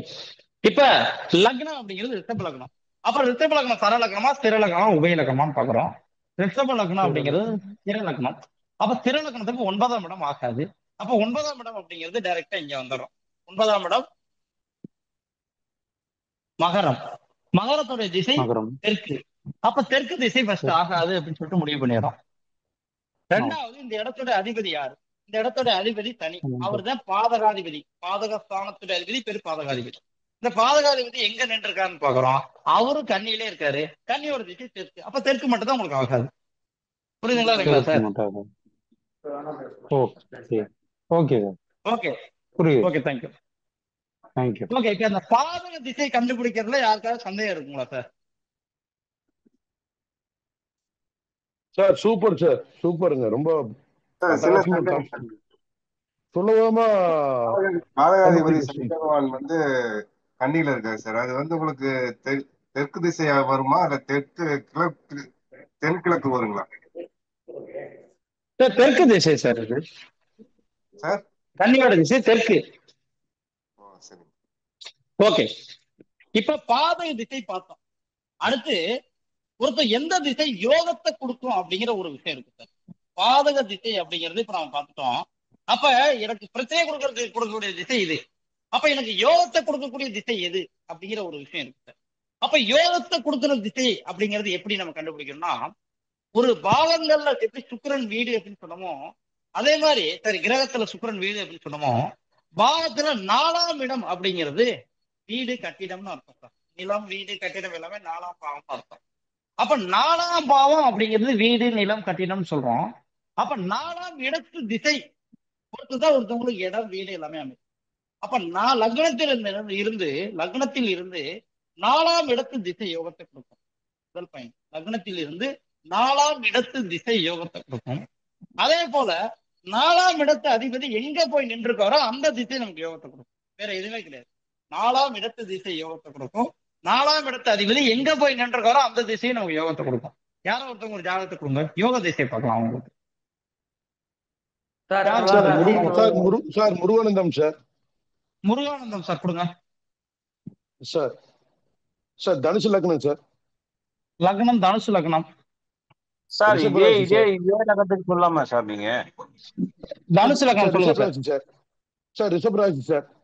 ரிஷப லக்னத்துக்கு சொல்லுங்க நீங்க. 4ஆம் அதிபதி ரிஷபராஜ் சார். சந்திரன் ரிஷபத்துல. ஓகே, ரிஷபத்துல சந்திரன். அடுத்து சொல்லுங்க. ஆமா சார். அப்புறம் செவ்வாய் குருவும் மேசத்துல சார். புரியல சார். செவ்வாயும் குருவும் மேசத்துல. செவ்வாய் குரு மேசத்தில். அடுத்து சார் கடகத்துல சூரியன் சனி புதன். சூரியன் சனி புதன். சுக்கிரன் வந்து சிம்மத்துல சார். சிம்மத்துல சுக்கிரன். சார் கேது வந்து ரிஷபத்துல. கேது வந்து ரிஷபத்தில் கேது. ராகு வந்து விருச்சகத்துல. ஓகே, இப்ப சார் கொஞ்சம் எல்லாம் மீட் பண்ணுங்க. கொஞ்சம் எல்லாம் மீட் பண்ணுங்க. இப்ப சாருடைய லக்னம் அப்படிங்கிறது தனுசு லக்னம். அப்ப 4ஆம் இடத்து திசை யோகத்தை கொடுக்கும்னு சொல்லிட்டோம். அப்ப 4ஆம் இடம் அப்படிங்கிறது தனுசுல 4ஆம் இடம் அப்படிங்கிறது மீனம். அப்ப மீனத்துடைய திசை அப்படிங்கிறது வடக்கு. அப்ப வடக்கு திசை யோகத்தை கொடுக்கும் ஃபர்ஸ்ட். ரெண்டாவது இடத்துடைய அதிபதி யாருன்னு பாக்குறோம் சார். ரெங்கசாமி சார் தயவு செய்து கொஞ்சம் மீட் பண்ணுங்க. அடுத்து இன்னொருத்தவங்க அன்வைட் பண்ணிருக்கீங்க. 2 பேரும் கொஞ்சம் மீட் பண்ணுங்க சார். ஏன்னா வகுப்புல ஒரு 50 பேர் இருக்கிறப்ப ஒருத்தவங்க சேர தவிர எல்லாத்துக்கும் இதா இருக்கும், டிஸ்டர்பன்ஸா இருக்கும். ஓகே, அப்ப தனுசு லக்னம். தனுசு லக்னத்துக்கு 4ஆம் இடம் அப்படிங்கிறது மீனம். மீனத்துடைய திசை அப்படிங்கிறது வடக்கு திசை. அப்ப வடக்கு திசை அப்படிங்கிறது ஃபர்ஸ்ட் யோகத்தை கொடுக்கும், முதல் பயன். ரெண்டாவது விஷயம், இந்த 4ஆம் இடத்து அதிபதி யாருன்னா குரு பகவான். அப்ப இந்த குரு பகவான் எங்க நின்றுக்காரோ அந்த திசை யோகத்தை கொடுக்கும். அப்ப குரு பகவான் நின்ற திசை, குரு பகவான் நின்ற ராசி மேசம். மேசத்துல குரு இருக்காரு. அப்ப மேசத்துடைய திசை கிழக்கு. அப்ப வடக்கு மற்றும் கிழக்கு திசை யோகத்தை கொடுக்கும். புரியுதுங்களா இல்லைங்களா சார்? புரிஞ்சுங்க சார். அப்ப ஒரு இடத்துல இருங்க, ஒரே ஒரு சார் பேசிக்கிறேன் சார். 4ஆம் இடத்து திசை யோகத்தை கொடுக்கும். 4ஆம் இடத்து அதிபதி நின்ற திசை யோகத்தை. அதே மாதிரி பாதகாதிபதி பாதக ஸ்தானத்துடைய திசை ஆகாது. அந்த இடத்துடைய அதிபதி பாதகாதிபதி அவர் போய் நின்ற திசை ஆகாது. சொல்லுங்க சார். இப்ப சொல்லுங்க சார். சார் ஒண்ணு இல்லைங்க சார். இப்ப கடகலக்கணங்க சார் 11 கூடியன் பாதகாதிபதியா வராருங்க. ஓகே, கடகலக்கணத்துக்கு இப்ப இருங்க ஒரே ஒரு சார், உங்களுக்கு ஒரு ஒரு புரிதல் மாதிரி இந்த ஒரே ஒரு விஷயத்த சொல்லிடுறேன். அப்ப யாருக்கு அடுத்த சந்தேகம் வரவே வாய்ப்பே இல்லை. ஓகேங்களா சார்? ஒண்ணு சார். இப்ப இருங்க பேசிக்கிறேன். சிம்ம லக்னம் இதுல சார் இதுல இருக்கிறது சொல்றேன் சார். சார் இப்ப தனுசு லக்னம் சொன்ன பாத்தீங்களா? ஒரே ஒரு நிமிஷம் சார். இல்ல இருங்க சார், நான் ஒரு சப்ஜெக்ட் நடத்திக்கிறேன். அதுக்கப்புறம் கேள்வியை கேளுங்க. அதுல கேள்வி இருந்தாலும் கண்டிப்பா அதுல பதில் சொல்றேன்னு சொல்றேன். சிம்ம லக்னம் சார். சிம்ம லக்னம். சிம்ம லக்னம் மணிகண்டன் சார். மணிகண்டன் சார். சொல்லுங்க சார். மணிகண்டன் சிம்ம லக்னம். மணிகண்டன் சார் சொல்லுங்க சார். நான் சிம்ம லக்னம் சார். ஒரே ஒரு நிமிஷம் மணிகண்டன் சார். நீங்க சிம்ம லக்னம் இருங்க சார். நீங்க சிம்ம லக்னம் சார். மணிகண்டன் சார். ஆமா சார், மேஷத்துல குரு சார். மேடம் ஒரே ஒரு நிமிஷம், எல்லாரும் கொஞ்சம் மீட் பண்ணுங்க. மணிகண்டன் சாரை தவிர மிச்சம் எல்லா பேரும் மீட் பண்ணுங்க. பார்க்கலாம். எல்லாத்துடைய டவுட்டை கிளியர் பண்றதை நம்ம எல்லாத்துடைய ஜாதகத்தை பார்க்கணும் அவசியம் இல்லை. உங்களுக்கு இருக்க சந்தேகங்களை கிளியர் பண்ணணும் கண்டிப்பா. ஓகேங்களா? அப்ப மணிகண்டன் சார் சொல்லுங்க. லக்னம் சிம்ம லக்னம். ஓகேங்களா? மேஷத்துல குரு சார். மேஷத்துல குரு சார். ஓகே, குரு. ரிஷபத்துல சந்திரன் சுக்கிரன். சந்திரன் சுக்கிரன் ரிஷபத்துல. மிதுனத்துல சூரியன் செவ்வாய் புதன். சூரியன் செவ்வாய் புதன். புதன். விருச்சிகத்துல சனி சார். விருச்சிகத்துல சனி. ஆமா சார். கன்னியில கேது. கன்னியில கன்னி கேது. சார். ஆமா சார். மீனத்துல ராகு. மீனத்துல ராகு. ஓகே, இப்ப இந்த ஜாதகத்துல நம்ம என்ன பார்க்க போறோம்னா, யோகத்தை கொடுக்கற திசையும் பார்க்க போறோம், பாதகத்தை கொடுக்கற திசையும் பார்க்க போறோம். ரெண்டுமே இணைச்சு பார்க்க போறோம். ஃபர்ஸ்ட் எதை பார்க்க போறோம்னா, பிரச்சனை கொடுக்கக்கூடிய திசையை பார்க்க போறோம். எந்த திசை ஆகாது அப்படின்னு பார்க்க போறோம். லக்னம் அப்படிங்கிறது சிம்ம லக்னம். சிம்ம லக்னம் ஸ்தர லக்னமா, ஸ்திர லக்னமா, உபய லக்னமான்னு பார்க்கறோம். சிம்ம லக்னங்கிறது ஸ்திர லக்னம். அப்ப ஸ்திர லக்னத்துக்கு 9ஆம் இடம் ஆகாது. அப்ப சிம்ம லக்னத்துக்கு 9ஆம் இடம் எதுன்னு பாக்குறோம். 1 2 3 4 5 6 7 8 9. அப்ப சிம்ம லக்னத்திற்கு 9ஆம் இடம் மேசம். மேசத்துடைய திசை கிழக்கு. கிழக்கு திசை ஃபர்ஸ்ட் ஆகாது அப்படின்னு முடிவு பண்ணிட்டோம்.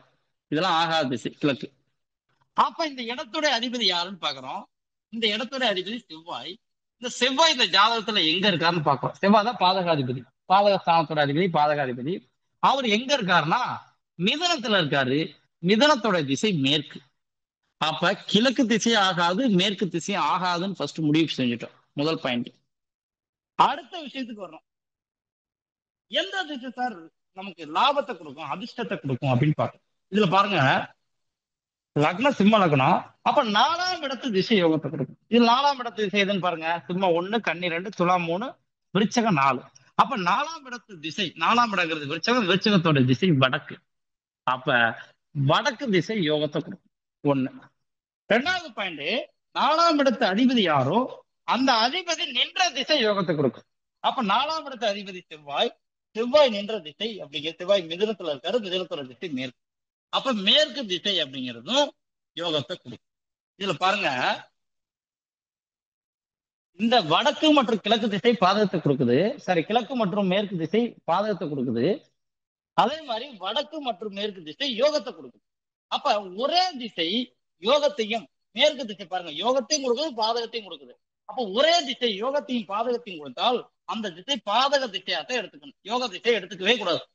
அப்ப இந்த ஜாதகத்துப்படி வடக்கு திசை மட்டும்தான் யோகமான திசை, கிழக்கும் மேற்கும் பாதகமான திசை, தெற்கு திசை நடுநிலையான திசை. அப்ப ஒண்ணு சார் மணிகண்டன் சாரை பொறுத்தளவு ஒரு வீடு கட்டணும், இடம் வாங்கணும்னா தெற்கு பார்த்த இடம் வாங்கணும், அல்ல சாரி வடக்கு பார்த்த இடம் வாங்கணும், அல்லது வடக்கு பார்த்து வீடு கட்டணும். அப்படியே அமையலையா அந்த வீடு தெற்கு பார்த்து வீடு வாங்கணும், தெற்கு பார்த்து இடம் கட்டிக்கலாம். ஏன்னா அது நடுநிலை திசை.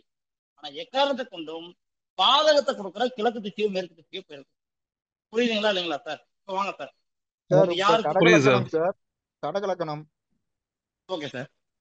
அதுக்கு 4 கூடையவன் பாத்தீங்கன்னா யோகாதிபதி திசைன்னு சொல்றீங்க. நீங்க ஒரு நிமிஷம் கடகலக்கணம் போடுங்க சார். சொல்றேன் கடகலக்கணம் சார். ஓகே சார், இதே மேட்டர் தான், வேற எதுவும் இல்ல. இல்லைங்க சார், ஒரே ஒரு நிமிஷம் சார். இல்லைங்க சார், ஒரே ஒரு நிமிஷம் சார். இப்ப அவரு லாபாதிபதி, அதுக்கப்புறம் ஆன்சர் சொல்றேன், வேற ஒண்ணுமே கிடையாது. 11ஆம் அதிபதி வர்றாருங்க. அதே 11ஆம் இடம் பாதகம், 11ஆம் இடம் பாதகம். இதுதான் நீங்க சொல்ல வரீங்க. அவர் போய் 8ல உட்கார்ந்துருக்காருன்னு வச்சுக்கோங்களேன்.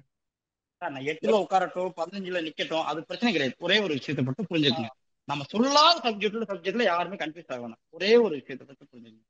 4ஆம் இடத்து திசை யோகத்தை கொடுக்கும், 4ஆம் இடத்து அதிபதி நின்ற திசை யோகத்தை கொடுக்கும். ஓகேங்களா? ஒரு பாயிண்ட். யோகத்தை கண்டுபிடிக்கிறதுக்கு, பாதகத்தை கண்டுபிடிக்கிறதுக்கு பாதக ஸ்தானத்துடைய திசை ஆகாது, பாதகாதிபதி நின்ற திசை ஆகாது. அவ்வளவுதான். இப்ப சொல்லுங்க கடகலக்கணம். இப்ப கடகலக்கணம் சார். ஒரே ஒரு நிமிஷம். லக்னம் கடகலக்கணம். Okay sir. தனுசு ராசிங்க சார். தனுசு ராசி. அப்ப தனுசுல சந்திரன். Okay sir. குரு சுக்கிரன் கேது 3மே இது கும்பத்துல உட்கார்ந்து இருக்கிறாங்க சார். Sir கும்பத்துலங்க sir. கும்பம் குரு சுக்கிரன் கேது. ஓகே. புதன் மீனத்துலங்க சார். புதன் மீனத்துலங்க. புதன் மீனத்துல. சூரியன் சனி செவ்வாய் மேசத்துலங்க. சூரியன் சனி செவ்வாய் மேசம் சார். ஓகே ஓகேங்க சார். இப்ப இந்த ஜாதகனுக்கு கடகலக்கணம். ஒரே ஒரு சொல்லிடுறேன். இன்னும் மிச்ச கிரகங்கள் என்ன இருக்கு? ராகு சார் இருக்கு சார். ராகு 2ல இருக்குங்க சார், சிம்மத்துல. ஓகே, இருங்க நான் சொல்லிடுறேன், அதுக்கப்புறம் வருவோம். ஓகேங்களா? ஒரே ஒரு நிமிஷம். இதுல கடக லக்னம். கடக லக்னங்கிறது தர லக்னம். அப்ப சரளம்னா 11ஆம் இடம் ஆகாது. ஓகேங்களா சார்? First point. ஓகே கடகலக்னத்துக்கு 11ஆம் இடம் ஆகாது. 11ஆம் இடத்து திசை ரிஷபம் இதுக்கு 11ஆம் இடம். 11ஆம் இடத்து திசை அப்படிங்கிறது தெற்கு திசை. ஓகேங்களா சார்? ஃபர்ஸ்ட் ஓகேங்க சார் தெற்கு திசை ஆகாது, முதல் பாயிண்ட். ஓகே அடுத்து இந்த இடத்துடைய அதிபதி வந்து யாருன்னா சுக்கிரன். அவர் தான் பாதகாதிபதி. ஓகேங்களா சார்? அப்ப அந்த ஆமா பாதகாதிபதி எங்க போய் நின்றுருக்காருன்னா கும்பத்துல இருக்காரு. ஓகேங்க அப்ப சார் கும்பத்துடைய திசை அப்படிங்கிறது மேற்கு திசை. அப்ப மேற்கு திசை ஆகாது. ஓகேங்களா சார்? ஓகேங்க சார் முடிஞ்சு, ரெண்டு முடிஞ்சு. இப்ப பாதக திசை அப்படிங்கிறது தெற்கு மேற்கு ஆகாது. சரி, ஓகேங்க சார் யோகம் எந்த திசை யோகத்தை கொடுக்கும் அப்படின்னு பாக்குறப்ப ஓகே லக்னம் கடக லக்னம். கடக ஓகே லக்னத்துக்கு 4ஆம் இடம் அப்படிங்கிறது துலாம். அப்ப ஓகே துலாமுடைய திசை மேற்கு. அப்ப துலாம் 4ஆம் இடத்து திசை யோகத்தை கொடுக்கும். அப்ப 4ஆம் இடத்து திசை அப்படிங்கிறது துலாமுடைய திசை மேற்கு திசை. அப்ப மேற்கு திசை யோகத்தை கொடுக்கும் ஃபர்ஸ்ட். ரெண்டாவது ஓகேங்க ஒரு சார் விஷயம், இந்த 4ஆம் இடத்து அதிபதி நின்ற திசை யோகத்தை கொடுக்கும். அப்ப 4ஆம் இடத்து அதிபதி எங்க இருக்காருன்னா கும்பத்துல இருக்காரு. கும்பத்தோட திசை மேற்கு திசை. ஓகேங்களா சார்? அப்ப ஓகே ஆல்ரெடி நம்ம எழுதிட்டோம். அப்ப இதுல என்னன்னா தெற்கு மேற்கு திசை யோகத்தை கொடுக்குது, முதல் பாயிண்ட். ஓகே ரெண்டாவது விஷயம், இந்த மேற்கு திசை தெற்கு மேற்கு பாதகத்தை கொடுக்குது. ரெண்டாவது பாயிண்ட், இந்த மேற்கு திசை மட்டும்தான் யோகத்தையும் கொடுக்குது, வேற திசை யோகத்தை கொடுக்கல. புரியுதுங்களா சார்? ஓகே அப்ப ஓகேங்க சார் ஒரே திசை யோகத்தையும் கொடுத்து ஒரே திசை பாதகத்தையும் கொடுத்தா அந்த திசையை பாதக திசையை தான் எடுத்துக்கணும்னு சொன்னோம். அப்ப இந்த ஆமா இடத்துல இந்த ஜாதகருக்கு யோக திசையே கிடையாது, பாதக திசை மட்டும்தான் தெற்கு மேற்கும். அப்ப தெற்கு மேற்கு உங்க வீடு கட்டவே முடியாது. அப்ப டைரக்டா நடுவுல திசையான வடக்கு கிழக்கு தான் வீடு கட்டிங்கன்னா வடக்கு கிழக்கு தான் இவங்களுக்கு இடம் வாங்கிக்கணும். புரியுதுங்களா சூப்பர் இல்லைங்களா sir sir? Super super sir super sir okay sir okay sir புரியுதுங்க. இப்ப அதுதாங்க சார் கேட்டோம். இப்ப ரெண்டுக்குமே ஒரே 4ஆம் அதிபதியினுடைய திசை இப்படியே தான் வருது. அதனாலதான் சார் சின்ன டவுட் கிளியர் பண்ணிட்டீங்க சார். இப்ப இதே ஓகே, மாதிரி நன்றி வேற நன்றி. உபயலக்கணத்துக்கு பாதகாதிபதி மறைஞ்சிருந்தாலும் எது இதே மாதிரிதான் இருந்தாலும் சரி, எது இருந்தாலும் சரி, ஒரே திசை யோகத்தையும் கொடுத்து ஒரே திசை பாதகத்தையும் கொடுத்தால் அந்த திசை கண்டிப்பாக நமக்கு பாதக திசை.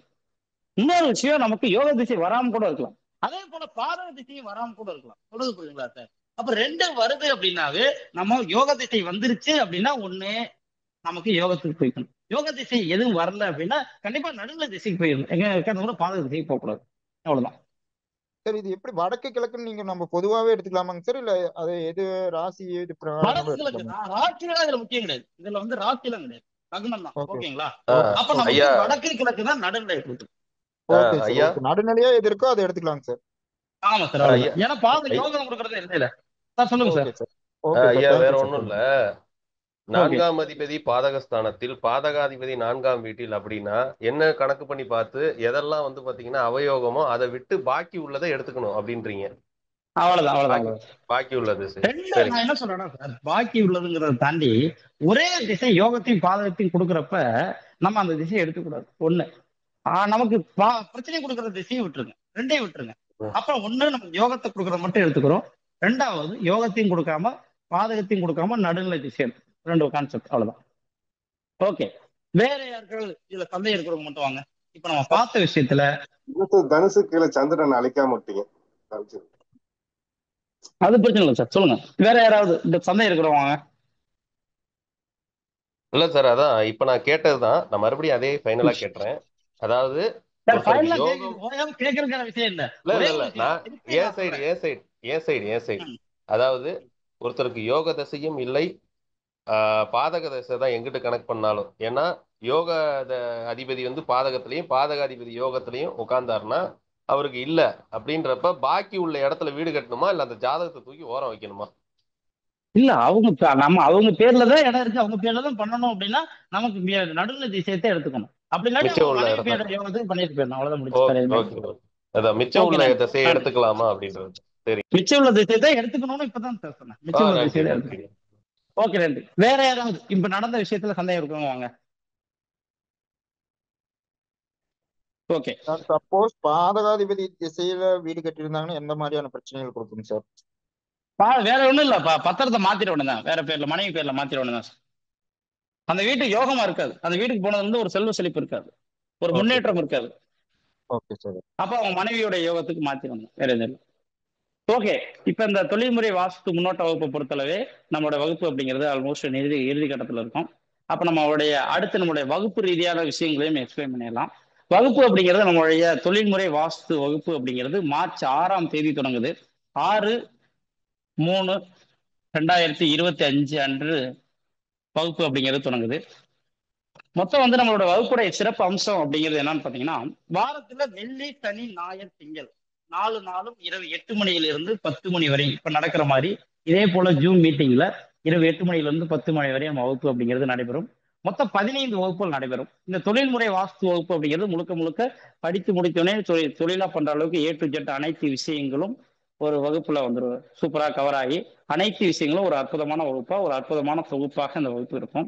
இந்த வகுப்புடைய சிறப்பு அம்சம் அப்படிங்கிறது என்னன்னு பாத்தீங்கன்னா, ஒவ்வொரு நாளும் வகுப்புடைய வீடியோ அப்படிங்கிறது மறுநாள் காலையில உங்களுக்கு வந்துடும். இன்கேஸ் நீங்க முதல் நாள் அட்டன் பண்ண முடியல, மறுநாள் காலையில பாத்துக்கலாம். அந்த வீடியோ அப்படிங்கிறது உங்களுக்கு லைஃப் லாங்கா இருக்கும்.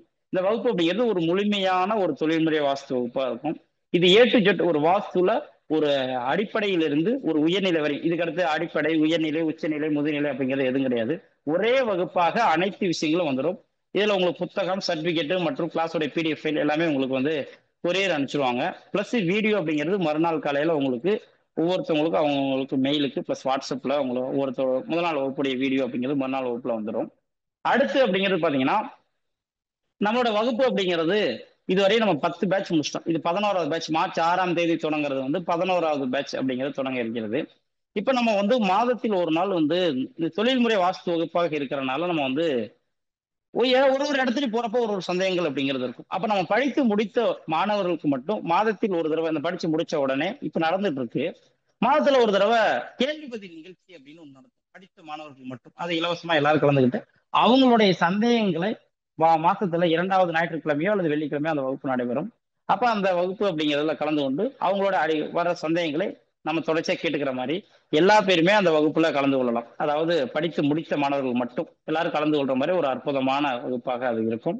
அடுத்து அப்படிங்கிறது பாத்தீங்க அப்படின்னா, நம்ம ஒரு இடத்துக்கு வாஸ்து அப்படிங்கிறது பார்க்க போறப்ப நீங்க கூட வந்தும் நீங்க இதை தொழில் முறையா கத்துக்கிற அளவுக்கு ஒரு அற்புதமான, நீங்க ஆர்வமாக இருக்கும் பட்சத்தில் நீங்க நேரடியாக வந்து கத்துக்கிட்டு இந்த வகுப்பு அப்படிங்கிறது கலையை கற்றுக்கொள்ளலாம்.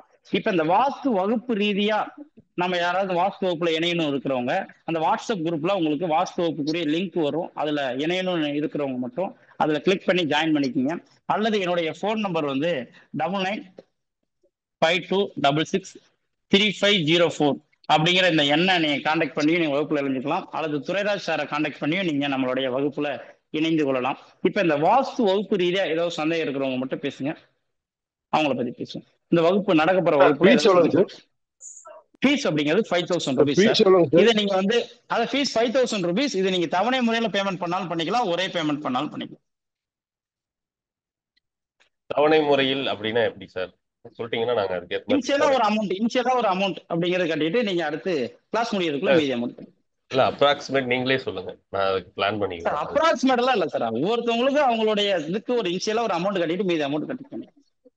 ஓகே, இப்ப கணக்கு பண்ணா 4 வாரம் வருது சார். ஃபர்ஸ்ட் வாரம் வந்து பாத்தீங்கன்னா ஒரு half ஆஃப் த அமௌண்ட் கட்டிட்டு அதுக்கு இடைப்பட்ட கிளாஸ்ல மீதி அமௌண்ட் கட்டிக்கலாம். அவ்வளவுதான். ஓகே சார், ஓகே ஓகே நன்றி. வேற ஏதாவது இந்த வகுப்புகள் ரீதியா சந்தேகம் இருக்கிறோம் சார்? இந்த குத்துகள் வருதுல்ல சார், இந்த வகுப்பு ரீதியா இப்ப நம்ம மார்ச் 6ஆம் தேதி தொடங்குற வகுப்புகள் ரீதியா சந்தேகம் இருக்கிறோம்.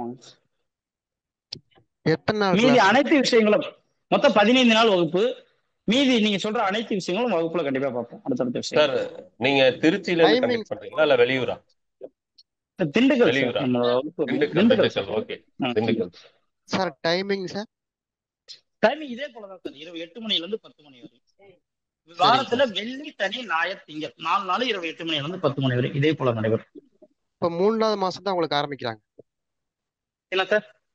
3வது மாசம் தான் ஆரம்பிக்கிறீங்க. அப்போ மார்ச் 6ஆம் தேதி 10 நாள் இருக்கு சார் கிளாஸ் பண்ணுங்க. 10 நாள் இருக்குங்களா? ஓகே ஓகே ஓகே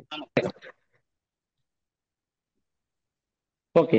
வேற யாராவது வாங்க, வகுப்புகள் ரீதியா உள்ள சந்தேகங்கள் இருக்கிறோம் சார்? துலா லக்கணம். என்னங்க சார்? சார் துலா ராசி துலா லக்கணம். சார் நான் பேசுறது என்னன்னா, இந்த வகுப்பு தொடங்க போற வகுப்புகள் ரீதியா உள்ள சந்தேகங்களுக்கு வாங்கன்னு கேட்குறேன். மீதி விஷயங்கள் அனைத்தும் வகுப்புல பார்ப்போம். ஓகே. வேற ஏதாவது சந்தேகங்கள் இருக்குங்களா சார்? சார் 6ஆம் தேதி வகுப்புன்னு சொல்லியிருக்கீங்க. ஆமா சார். 6ஆம் தேதி வியாழக்கிழமை. அன்னைக்கு ஒரு நாள் மட்டும் தொடங்குது, வியாழக்கிழமை தொடங்கும். ஓகே ஓகே ஓகே, நன்றி. அது தொடங்குறது மட்டும் ஒரு நாள் வியாழக்கிழமை தொடங்கும். இன்னைக்கு வகுப்பு சிறப்பா இருந்தது சார். இது வந்து தொழில்முறை ஓகே வாஸ்து அப்படிங்கிறது வந்து ஒரு முன்னோட்டமான வகுப்பு நீங்க போட்டிருக்கீங்க. ரொம்ப சிறப்பு ஓகே சார். இது முன்னோட்டமான வகுப்பு மாதிரியே தெரியல. இது எங்களுக்கு பாடம் ஓகே நடத்த மாதிரி தெரியுது. ஓகே கண்டிப்பா நன்றி சார் நன்றி தொடர்ந்து வந்து இந்த வாஸ்து கிளாஸ் வெற்றி அடையும் சார். என்னோட வாழ்த்துக்கள். கண்டிப்பா நன்றி நன்றி நன்றி சார். சரிங்க சார், வாழ்த்துக்கள் கண்டிப்பா ஜாயின் ஓகே பண்ணிக்கிறேன் சார். சார். நான் ஓகே ஜாயின் சார் ஓகே பண்ணிக்கிறேன் நன்றி சார். வாழ்த்துக்கள். சார் அப்புறம் நன்றி நன்றி சார் நேரில் அதாவது தொழில்முறை நம்ம இப்ப இங்க படிச்சுட்டு நேரில் ஆர்வமா இருப்பவர்கள் கூட வரலாம்னு சொன்னீங்கல்ல நேரில் சார். வரலாம் கண்டிப்பா ஆமா சார். அதுக்கு இல்ல அதுக்கு வந்து தனி ஃபீஸா இல்ல அது ஃபீஸ் எல்லாம் கிடையாது சார். நம்ம ஃபீஸ் எல்லாம் கிடையாது சார். நம்ம ஒரு பக்கம் வாஸ்து பார்க்க போறோம். நீங்க இன்னும் நேரடியா வந்து அதுக்குரிய உங்களுக்கு என்ன தேவையோ அதை நம்ம கூட வந்து கத்துக்கலாம் சார். இது ஃபீஸ் எல்லாம் கிடையாது. படிப்பினையா அமைதியா ஆமா பொறுமையா ஆமா சரிங்க ஆமா ஆமா சார். உங்களுக்கு ஆர்வம் இருந்தா இப்ப இங்கேருந்து நான் வந்து ஒரு பதிவு போடுவோம். இங்க இப்ப குழுல தான் போட்டுட்டு இருக்கோம். இப்ப திருச்சி போறோமா, ஒரு மதுரை எஸ் போறோமா, சென்னை போறோமா அப்படின்னு சொல்லிட்டு அந்த ஏரியால இருக்கிறவங்க கூட வந்து கத்துக்கலாம். வேற எதுவும் கரெக்ட் சார். ஓகே நன்றி. வாஸ்து நல்ல இது வந்து நல்ல எப்படி சொல்றதுன்னு பாத்தீங்கன்னா சார், இப்ப தமிழ்நாடு முழுவதும் பாத்தீங்கன்னா வாஸ்துக்கு ஒரு நல்ல மரியாதை இருக்கு சார். ஏன்னா எல்லாம் ஓகே தெரிஞ்சுக்கிட்டாங்க வாஸ்து இல்லாத வீட்டுல ஓகே வந்து நிர்வாகமா இருக்க முடியாது அப்படிங்கிறது. ஸோ இது வந்து ஆமா வீட்டு மட்டுமல்ல, தொழில் நிறுவனங்கள் சொல்ல போனா கோயில்களே வந்து வாஸ்து பிரகாரம் தான் இன்னைக்கு அமைக்கிறாங்க. கோயிலெல்லாம் கண்டிப்பா எல்லாமே வாஸ்து. ஆமாங்க. எந்த விஷயம் வாஸ்து ரீதியா இருக்கிறதோ அந்த விஷயம் வெற்றி பெறும். வேற எதுவுமே கிடையாது சார். மீதி விஷயங்கள் அனைத்தும் நம்ம வந்து வகுப்புல தெளிவாக நம்ம ஒரு விஷயங்களா தனித்தனியா எந்த பிளாட்டை வாங்கலாம், எந்த இடத்துல வீடு கட்டலாம், எப்படி அமைக்கலாம், உள்ள அளவுகள்லாம் என்ன, வெளி அளவுகள்லாம் என்ன, மனை பொருத்தம்னா என்ன, குழி பொருத்தம்னா என்ன, பூமி பூஜை அப்படிங்கிறது எப்படி போடுறது, இது மாதிரி அனைத்து விஷயங்களும் வகுப்பு ரீதியாக தனித்தனியா ஒவ்வொருத்தவங்களும் ஜாதகம் இருக்கிறவங்களுக்கு என்ன பண்ணணும், ஜாதகம் இல்லாதவங்களுக்கு என்ன பண்ணணும் அப்படின்னு அனைத்து விஷயங்களும் தனித்தனியா நம்ம வகுப்புல அப்படிங்கிறத பார்க்கலாம் சார். ஓகே அடுத்து சார், எனக்கு ஒரே ஒரு கேள்வி. சொல்லுங்க மேடம். நீங்க நீங்க வாஸ்து பார்க்க போறீங்கன்னா அந்த ஏரியாவுல அத வாட்ஸ்அப் குரூப்ல நீங்க ஷேர் பண்ணீங்கன்னா அந்த ஏரியாவுல நாங்க படிக்கிறோம்ல சார், நாங்க வர்றது கொஞ்சம் யூஸ்ஃபுல்லா இருக்கும். அது கொஞ்சம் போடுங்க அதான் சார். சொல்றேன் மேடம். படிக்க கண்டிப்பாக அடுத்த ஒவ்வொரு இது நாள் வரையும் என்னோட 10 பேட்ச்லயும் நான் போட்டுக்கிட்டே தான் இருக்கேன். நான் அடுத்து நீங்க ஓகே இணையறப்ப சார். அந்த பேட்ச்லயும் கண்டிப்பா வரும். ஓகேங்களா? ஆமா, ஏன்னா நாங்க பக்கத்துல இருந்தோம்னா உங்க கூட வந்து ஜாயின் பண்ணி நாங்க மேடம் பிராக்டிகலா அதுதான் நானே பார்த்துட்டு. சொல்றேன். நானு அதாவது இப்ப இந்த நாள் வரை 10 பேட்ச் படிச்ச மாணவர்கள் எல்லாத்துக்கும் தெரியும். நம்ம குழுல வந்துட்டு தான் இருக்கு. அடுத்து நீங்க இணையறப்ப உங்களுடைய பேட்ச்லயும் கண்டிப்பா இது வரும். Okay sir. நன்றி ஓகே சார். நன்றி சார். Thank you thank you. ஓகே வகுப்பு அப்படிங்கிறத இப்போதைக்கு நம்ம நிறைவு செஞ்சுக்குவோம். மீண்டும் நம்ம வந்து மார்ச் 6ஆம் தேதி வந்து வகுப்புல நம்ம கண்டிப்பாக சந்திப்போம். அதுவரை உங்களிடமிருந்து விடைபெறுவது நான் உங்கள் நன்றி சார். அஸ்ட்ரோ நன்றி சார். சதீஷ்குமார். நன்றி. இறைவனை நன்றி சிப்போம், சார். வாழ்க்கை வெற்றி பெறுவோம். நன்றி வணக்கம். நன்றி சார். நன்றி சார். நன்றி நன்றி நன்றி சார். நன்றி வணக்கம். நன்றி நன்றிங்க நன்றி சார். Thank you sir. தேங்க்யூ.